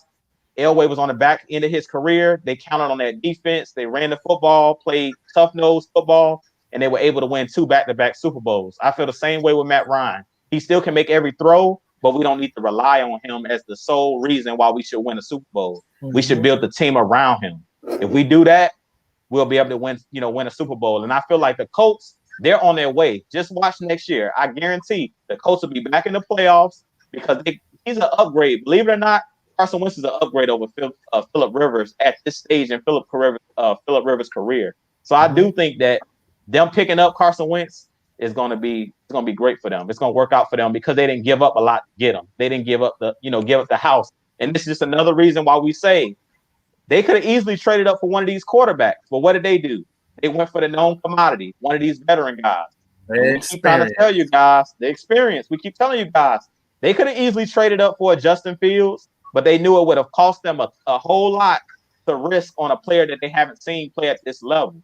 They've seen what Carson Wentz can do. He's the reason why Philadelphia won that Super Bowl. Even though he didn't play in the playoffs, he was the reason why they started off whatever they started off 10-3 or whatever their record was at the time when he got hurt.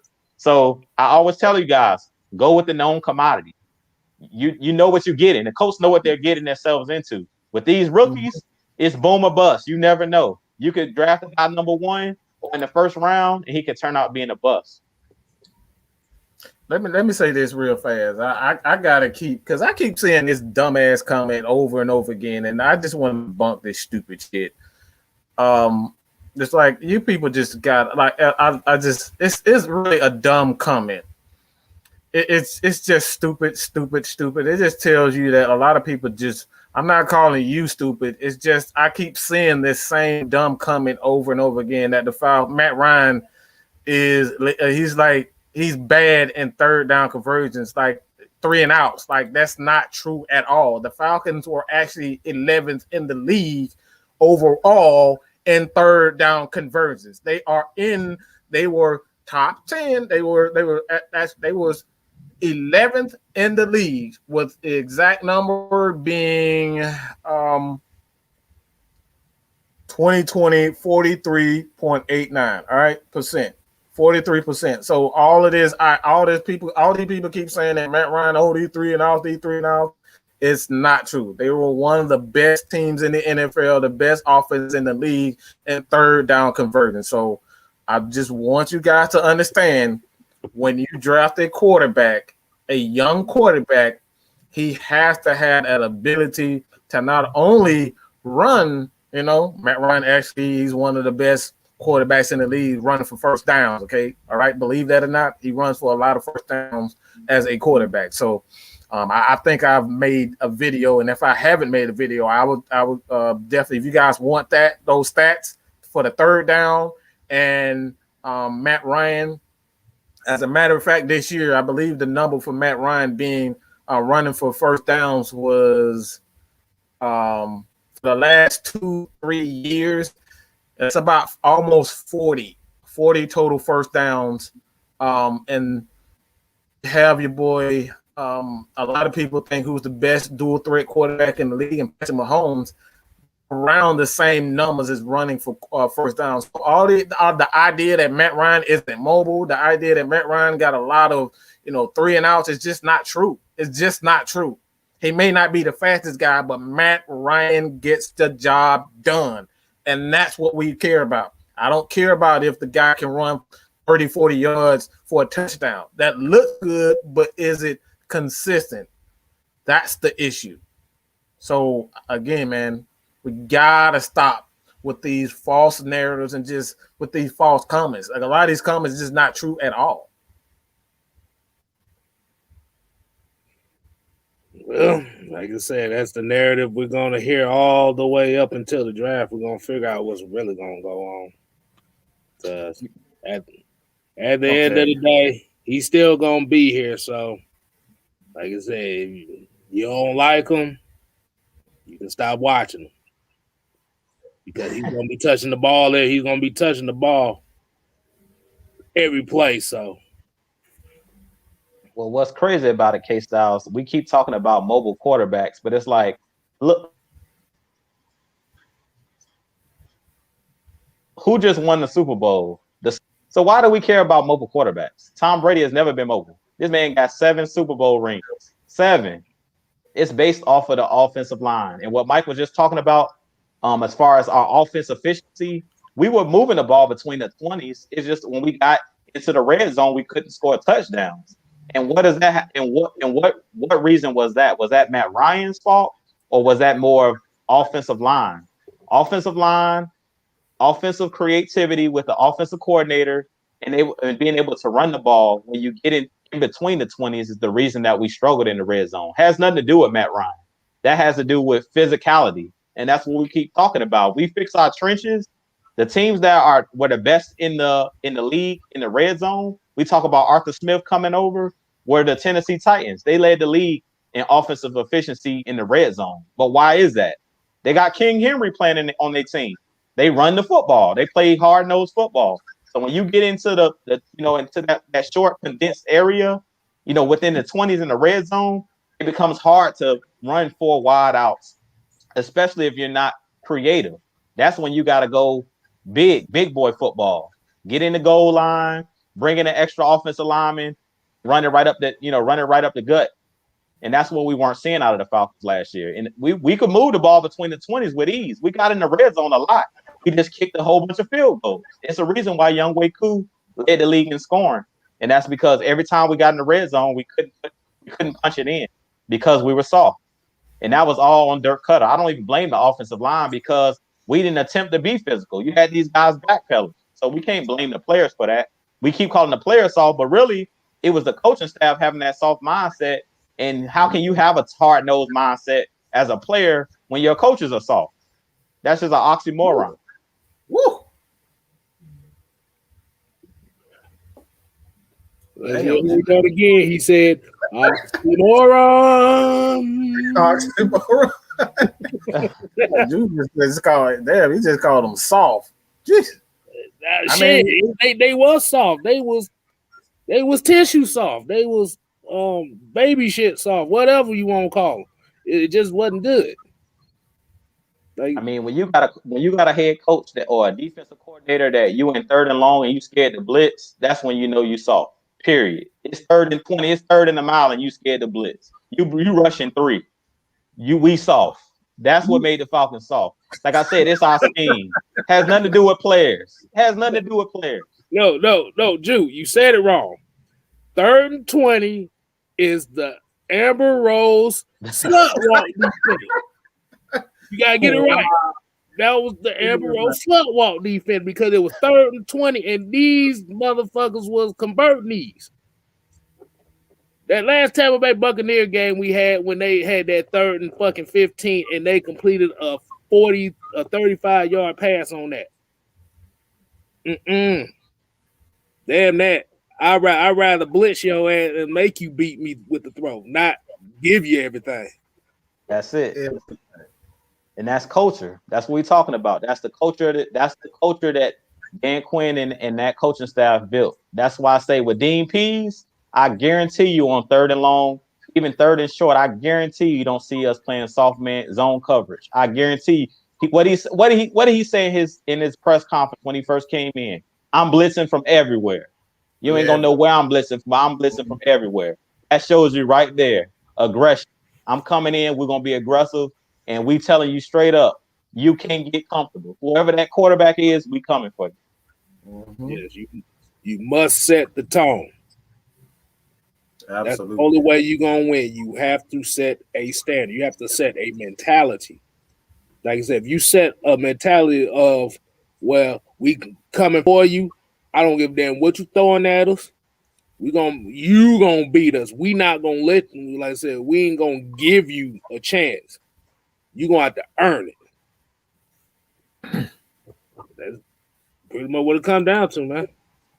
Absolutely. All right, people. It's that time to go ahead and get some fans on here. We haven't done this since the season, actually.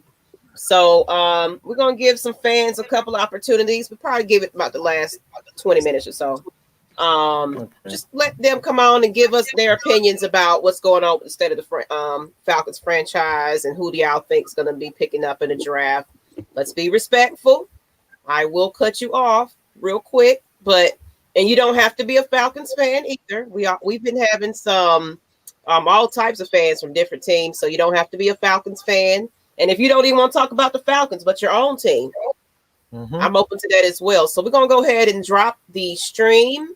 You can come on here with the panel, just like us, and say your piece. Hold on, let me sit that in the chat. So I'm only limited to a couple of people, so not everybody gonna be able to get on here. Okay, it's a lot of y'all in here. So, but come on and speak. If you have some earpieces, though, be careful. If it's Bluetooth headphones, it might get some feedback. So if I tell you in the private chat that you sound bad, I'm cutting you down. Okay.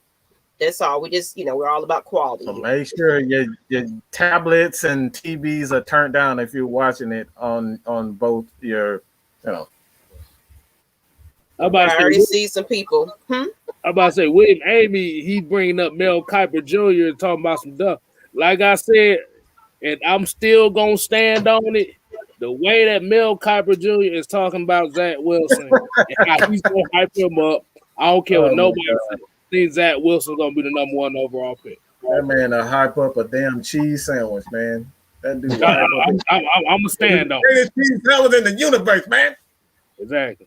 Like I said, I'm gonna stand on it. If I'm wrong, I'm wrong. But like I said, if he's gonna be talking about all these intangibles and he's pro ready and stuff, he gonna hype this guy up so much that Zach Wilson is going to Jacksonville. Oh. Lord. All right, William, I see you. Come on, then join the stream. You don't have to be on camera. You can hide yourself if you're, nervous about that. You can hide your camera and talk. It's fine. long as we can hear you. So come on the stream for a little bit before I cut it off. Hold on. This is your opportunity. You've been asking for it. Fan Who's the first one up? Fan appreciation. Ooh, yeah. Bring your asses on. Come on over to my place and talk Come your on, let's go.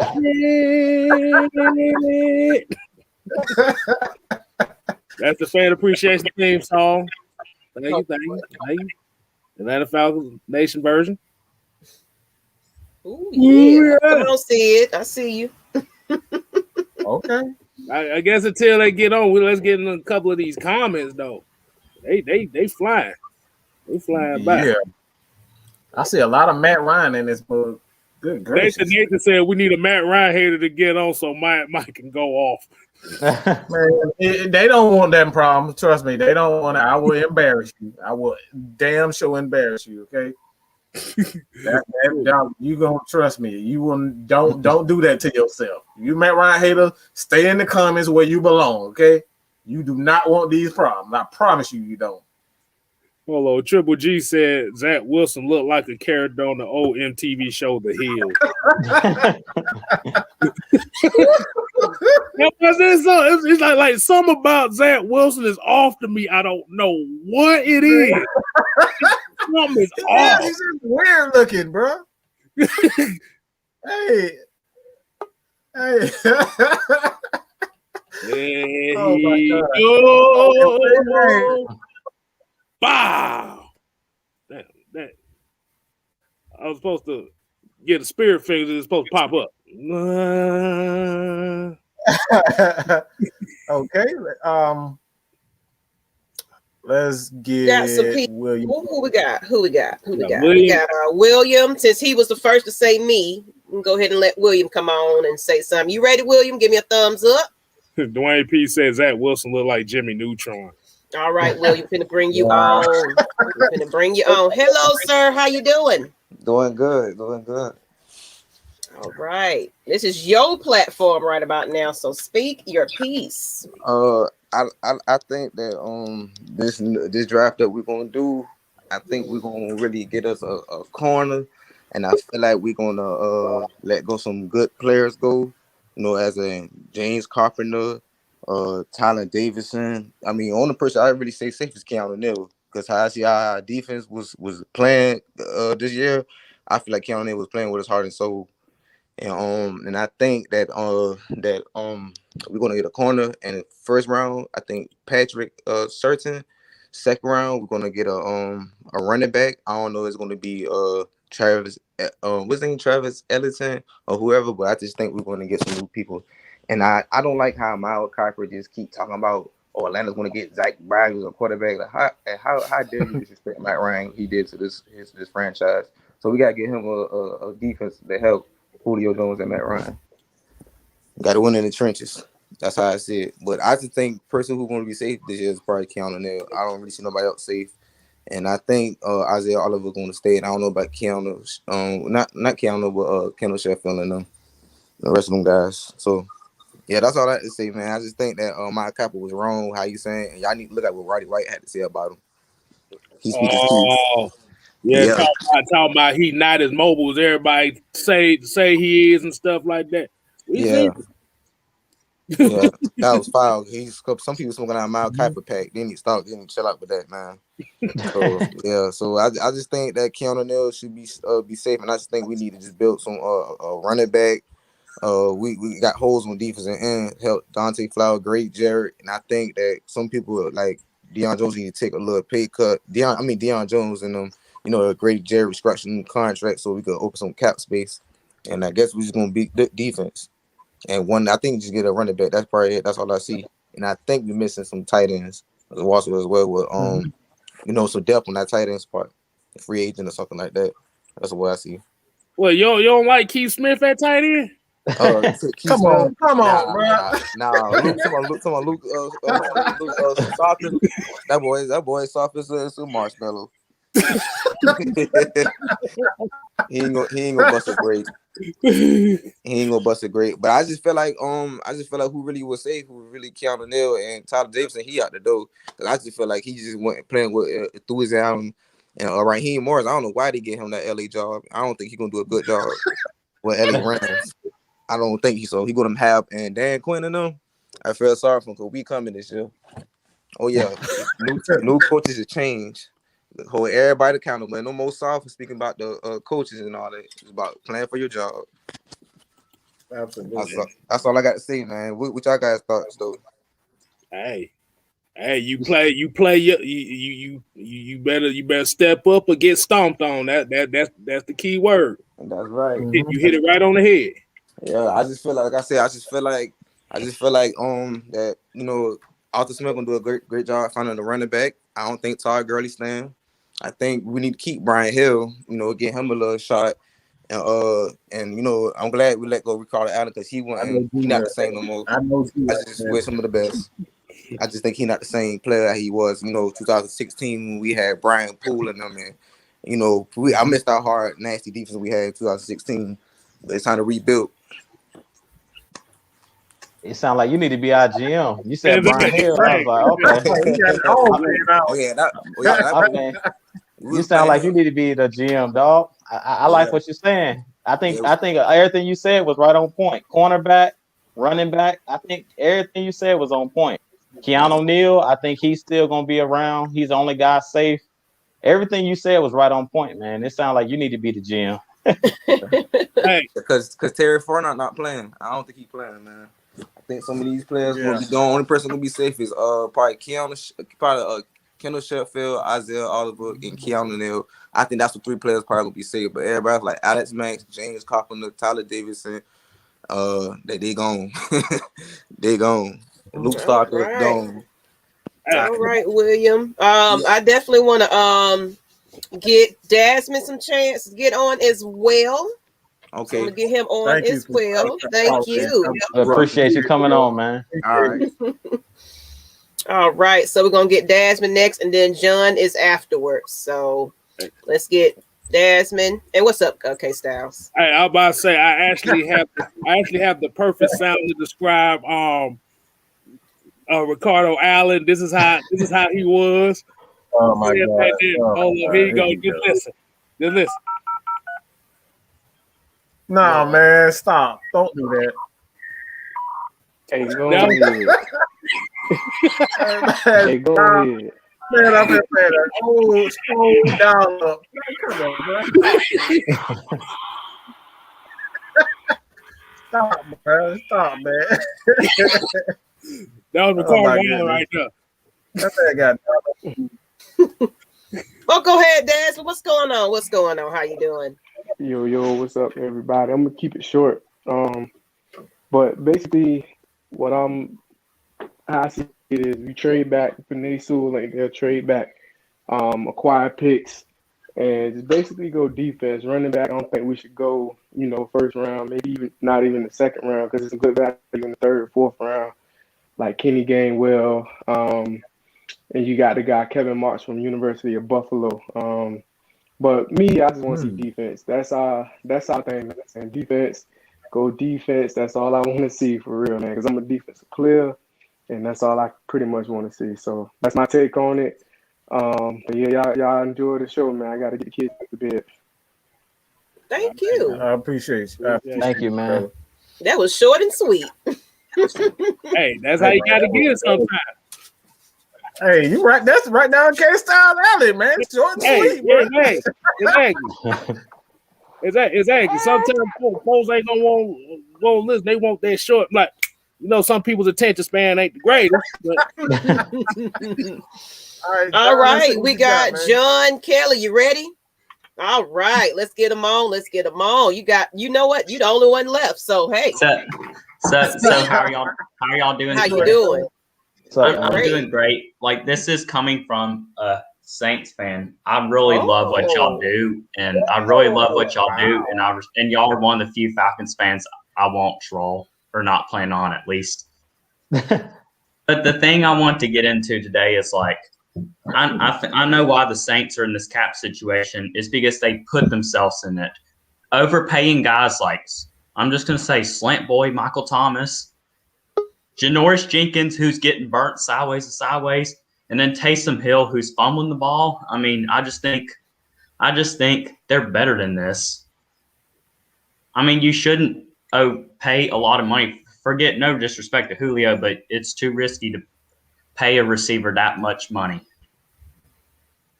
And he's number 2. Just letting you know. Plus, I mean, what teams really need to pay is like defensive coordinators and the coaches more. I mean, because it's easy to replace guys like Janoris Jenkins, but I mean, it's not easy to replace Julio, and I get that. But like, even when Julio was injured, I still thought the Falcons' offense was pretty good because if you watched them play the Bears, I mean, forget the outcome. You watched them play the Bears. They played really well in that game against a defense like them. So, I definitely think both teams have potential. Okay. And I like to hear, a fan's perspective from another team. And I've been hearing that y'all in cap space hell as well. So, yeah, man. I mean, I do think it'll be fine soon, but it lives rent free in my head. Yeah. Because it's not the cap space itself; it's the players who are getting paid that much money. Like Janoris Jenkins. What's that? Ask you a question. Sure. Well, about your quarterback situation. What are your thoughts on that? Because Breeze is leaving, right? Probably so. But here's the thing: I would even be fine with the 2 or 3 quarterback rotation guy. Like, I don't think Taysom Hill should be the guy at all. When he like runs or throws, he just seems off. But I'd be fine with keeping Jameis, but I'd also be fine with him walking. But here's the thing: nobody's talking about. Even if like he's not a start, this guy I'm about to talk about is not a starter, I would be fine with Sean Payton developing a guy like Mitchell Trubisky or Cam Newton, who's a cheap contract. Like for a cheap money, like I would love to see Sean Payton develop because I think that's what he does best. Yeah, he does do that best. I can say that. Of course, it's a rivalry, but I'll be real about that. He does do that best. So yeah. So I'll be interested to see what y'all gonna end up being, but y'all gonna be in the bottom of the totem pole. I'm just letting you know. That's fine. I mean, I'm prepared for a long season, but I'm still gonna enjoy the season because the passion for my team, I'm still gonna enjoy it. Like, I totally get the trash talking stuff. Yeah. But the division is gonna be fun to watch next year. Like, I'm pumped for the NFC South. Like, it's not talked about enough. It's not. We are pretty much the underdogs of all the divisions and things like that. So it'll be nice to see what we do on the South. These Tampa fans are really getting on my nerves. Trying to put up a billboard in New Orleans. I don't understand putting up a billboard in New Orleans. It's like New Orleans has owned them a lot, and they will continue to own them. Absolutely, Mike. You got some issues going on down there, sir. And I see William. Let me go ahead and get William on here too, since you want to join. If you don't mind, that's totally fine. William join as well. Mine as well. Sure, that's fine. Also, yeah. I just feel like the Saints. Y'all had a good year, but I know Drew Brees now. When the cliques up, it's just time for them to win the division. Because like Tom Brady. Here's the thing. Here's the thing. Like, I'm thankful. Like, I didn't really watch the Saints as much like when Brees was in his prime, like because I first got into them a couple years ago, and that was not because of their record; it's just their jerseys and their stuff.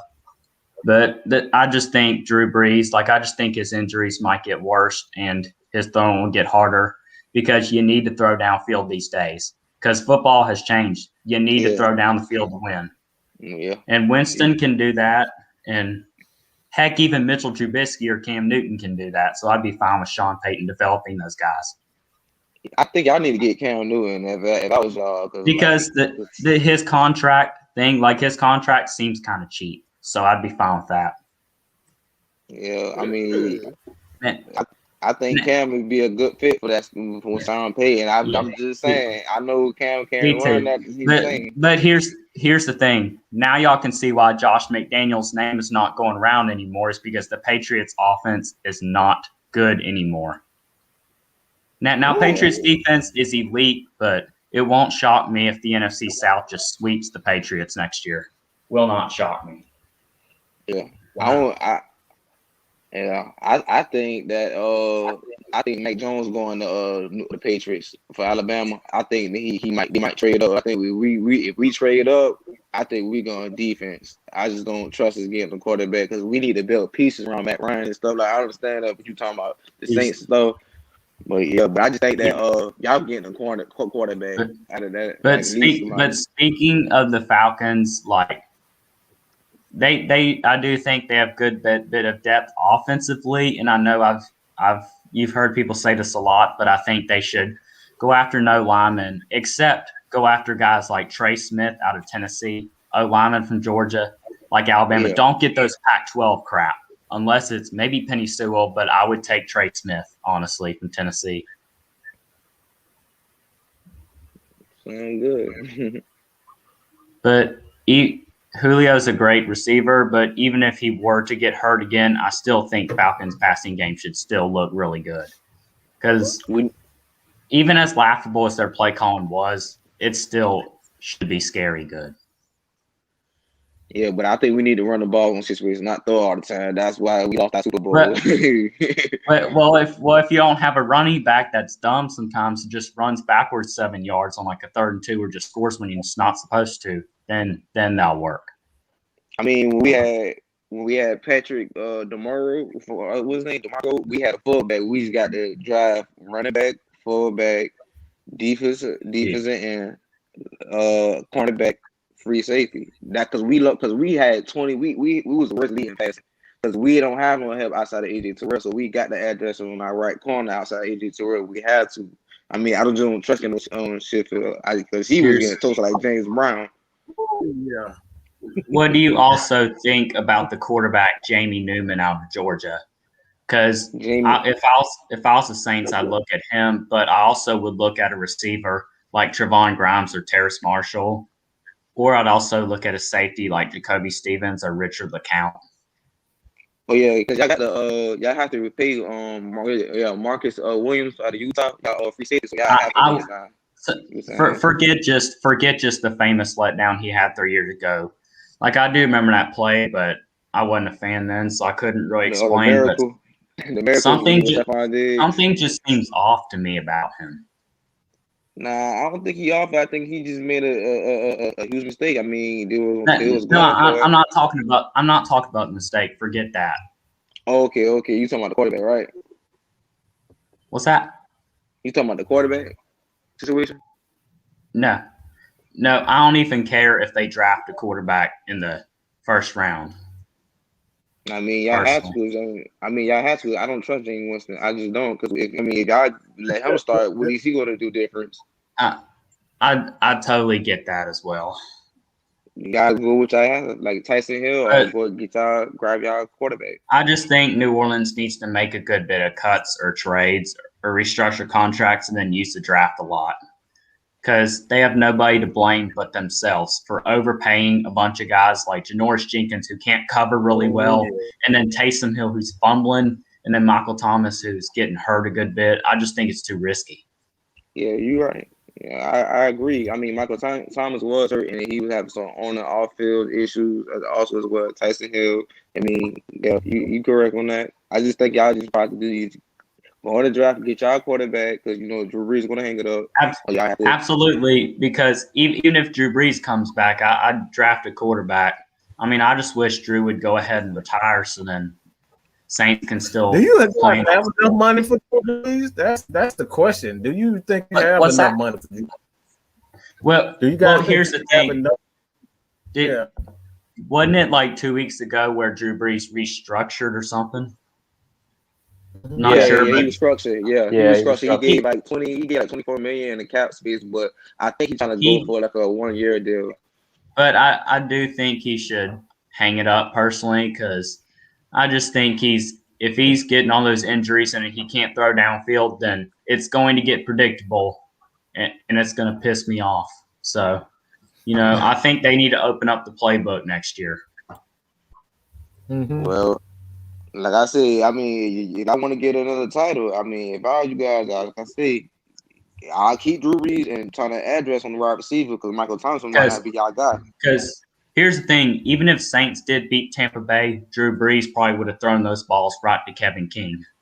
Because I knew we were going to lose. Because Tom Brady put enough air on the ball, Drew Brees does not put enough air like he used to. Yeah, that's the main issue for me. Like I respect Drew Brees, and he's tough as nails, but I just think he needs to hang it up personally. Yeah, yes. I agree. Also, I just think I just need to get a quarterback, or address on that. Like who are the quarterbacks in mind you think Saints should draft? Justin Fields. I think he need to work on his read on defense a little bit more. All those Saints pick 28. So who do you think will fall though? I would think Mac Jones from Alabama. If it's not Mac Jones, it might have to be. I'm not trusting Zach Wilson. What's the other quarterback out there? What other quarterback? What college? Yeah. Probably a Kyle Trask type of person or something like that. Kyle Trask. I can see that. Yeah, because this draft, it's a make or bust. Because I do not want Felipe Franks either. I hate Felipe Franks, man. I don't. I don't think nobody does. I'm about to say you can get Stetson Bennett the fourth. I know y'all hope that. I know y'all hope the Saints Stetson Bennett. I know y'all just hope so. No, the reason why I say that because I know Mike's disdain for Stetson Bennett, so that's but wouldn't it be the Falcons fans' dreams if the Saints just drafted Stetson Bennett and then the Saints sucked for years? I don't think Stetson Bennett gonna get drafted at all, to be honest with you. I would laugh my behind off. I don't think it's just his height. He just doesn't have it in him. He's a bum. Plain and simple. That dude is trash, man. It's like you said, I don't think it's his height. Because he's about the same height as Doug Flutie was, and like Doug Flutie can still throw the ball, but like this dude is just. I don't know what the hell he throw. He be throwing the ball 15 feet. He's 5'5" anyways. He be throwing the ball 7 feet, 8 feet. I know Russell Wilson's a great quarterback, but I actually wouldn't want him in a Saints uniform because his contract and his age just concerns me. That all just concerns me. I agree. I agree with that. I would not want Russell Wilson on my team because of the injuries and the hit that he was, accrued. Yeah. Well, I'm glad you agree with me because one Saints fan I followed on Twitter, Chris Roggerlu, I made a comment that said I don't want Russell Wilson or something, and then he retweeted that and said April Fool's is not for another 2 months. So then I blocked him and then embarrassed me on Twitter completely. So. I do not. He's taking too many hits. He's taking more hits than Matt Ryan over his career, and he's played a lot less. At least 4 years. 4 years in Matt. Less than that. People laugh at me for saying the Falcons need to draft O linemen, but that's just what they have to do. Except the question is, who are the linemen they need to draft? Get guys from the SEC, not from the Pac-12. Get guys like Trey Smith out of Tennessee, the #1 recruit like 3 years ago. Georgia linemen, Bama linemen like Landon Dickerson, Deontay Brown, Alex Leatherwood, and then just some of the big boys. Yeah, I like that because I think we just got a hole on the left guard spot. I really think like James Hawkins. I think Trey Smith is a guard, so I really think that would be a good fit. I hope they don't draft him, but I think that's the guy to go after. Yeah, because if this was Thomas Dimitrov, we'd be getting offensive linemen from DeVry University. Wait, LSU? Although LSU linemen aren't bad. They're a lot better than DeVry University and Everest Technical Institute. Yeah.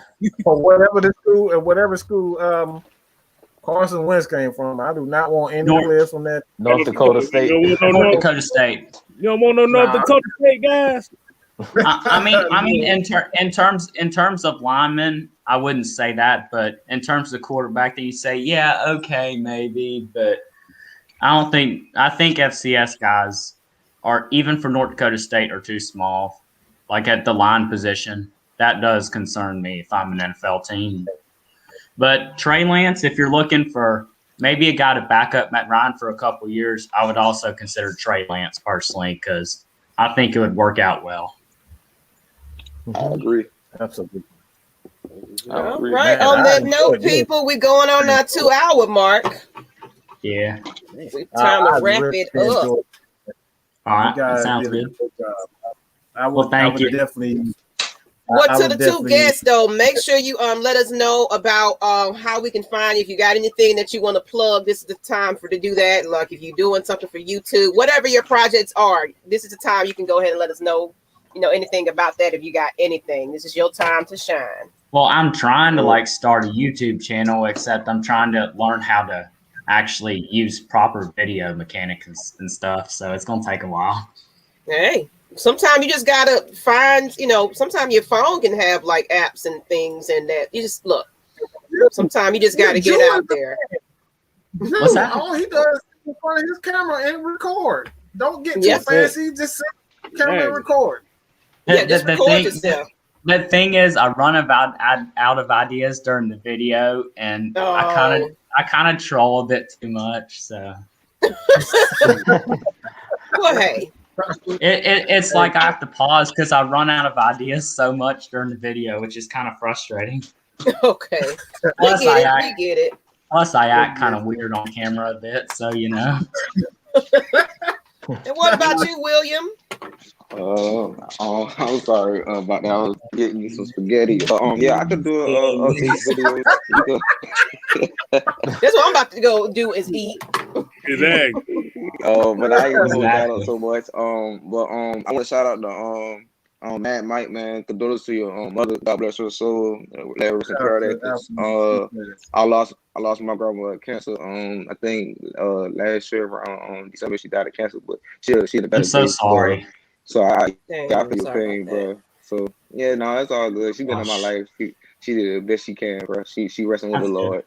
And Mike is strong. I was right there with them the whole time. Mm-hmm. So I know how I feel.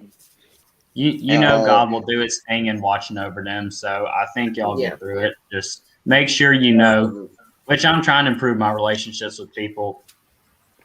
So I'm trying to just improve just in case the last day does come with whoever. Absolutely. Don't hold those grudges or anything like that. I'm trying not to. It's really hard for me. I'm trying.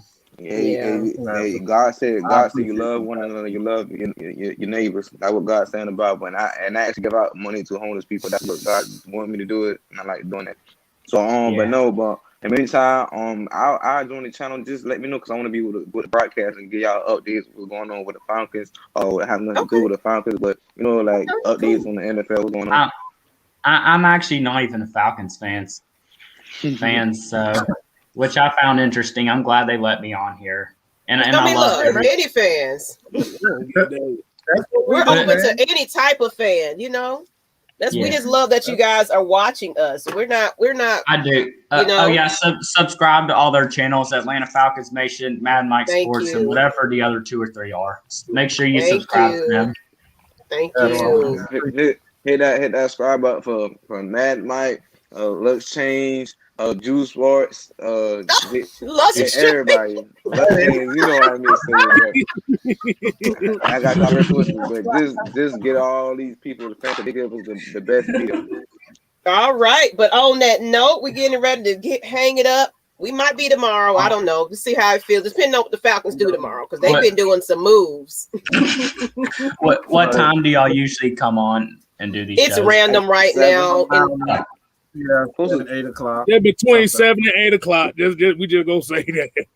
Yeah. So you'll know. We'll announce it and everything else. But we might be on tomorrow. We'll see. But lately in the off season, we haven't been consistent with it. It's just depending on what's going on in it's fine. in NFL. Mm-hmm. And one thing. So hey, if you see us, come back. Go ahead. Yeah. I'll be back. Absolutely. I'm glad. Like the draft, the NFL draft is living rent free in my head right now. I'm trying not to think about it because just the chaos. What you say, William? Well, I was saying I'm glad Dan Quinn and Thomas Dementia out of here because Lord knows they was doing some bad decisions. It's going to be all about the ball. We're going to be physical. You said that all year. We wouldn't do it. Although, in all seriousness, back in 2019, I was a little hesitant on the Falcons firing Dan Quinn because he finished the last 2 years strong, I just didn't think they should have fired him yet. But then seeing him start 0-5, I was like, yeah, he should go. But I kind of felt sorry for Quinn just because the energy he brought on defense. But, you know, I just think it was the right timing for it to happen. It was. It is what it is. Got to move on. It's a new era. I mean, yeah. All right, y'all just wrap it up. I know y'all might get y'all a hot meal because I'm eating. I got to get ready to work in the morning. No, I'm about to go eat too. Thank you, both of you guys. I appreciate you joining. We're getting ready to jump it off. And good night, guys. Please help spread this channel. I mean, I'm serious. Yes, thank you. Thank you. I appreciate you being on tonight. All right, people. Good night. Salute.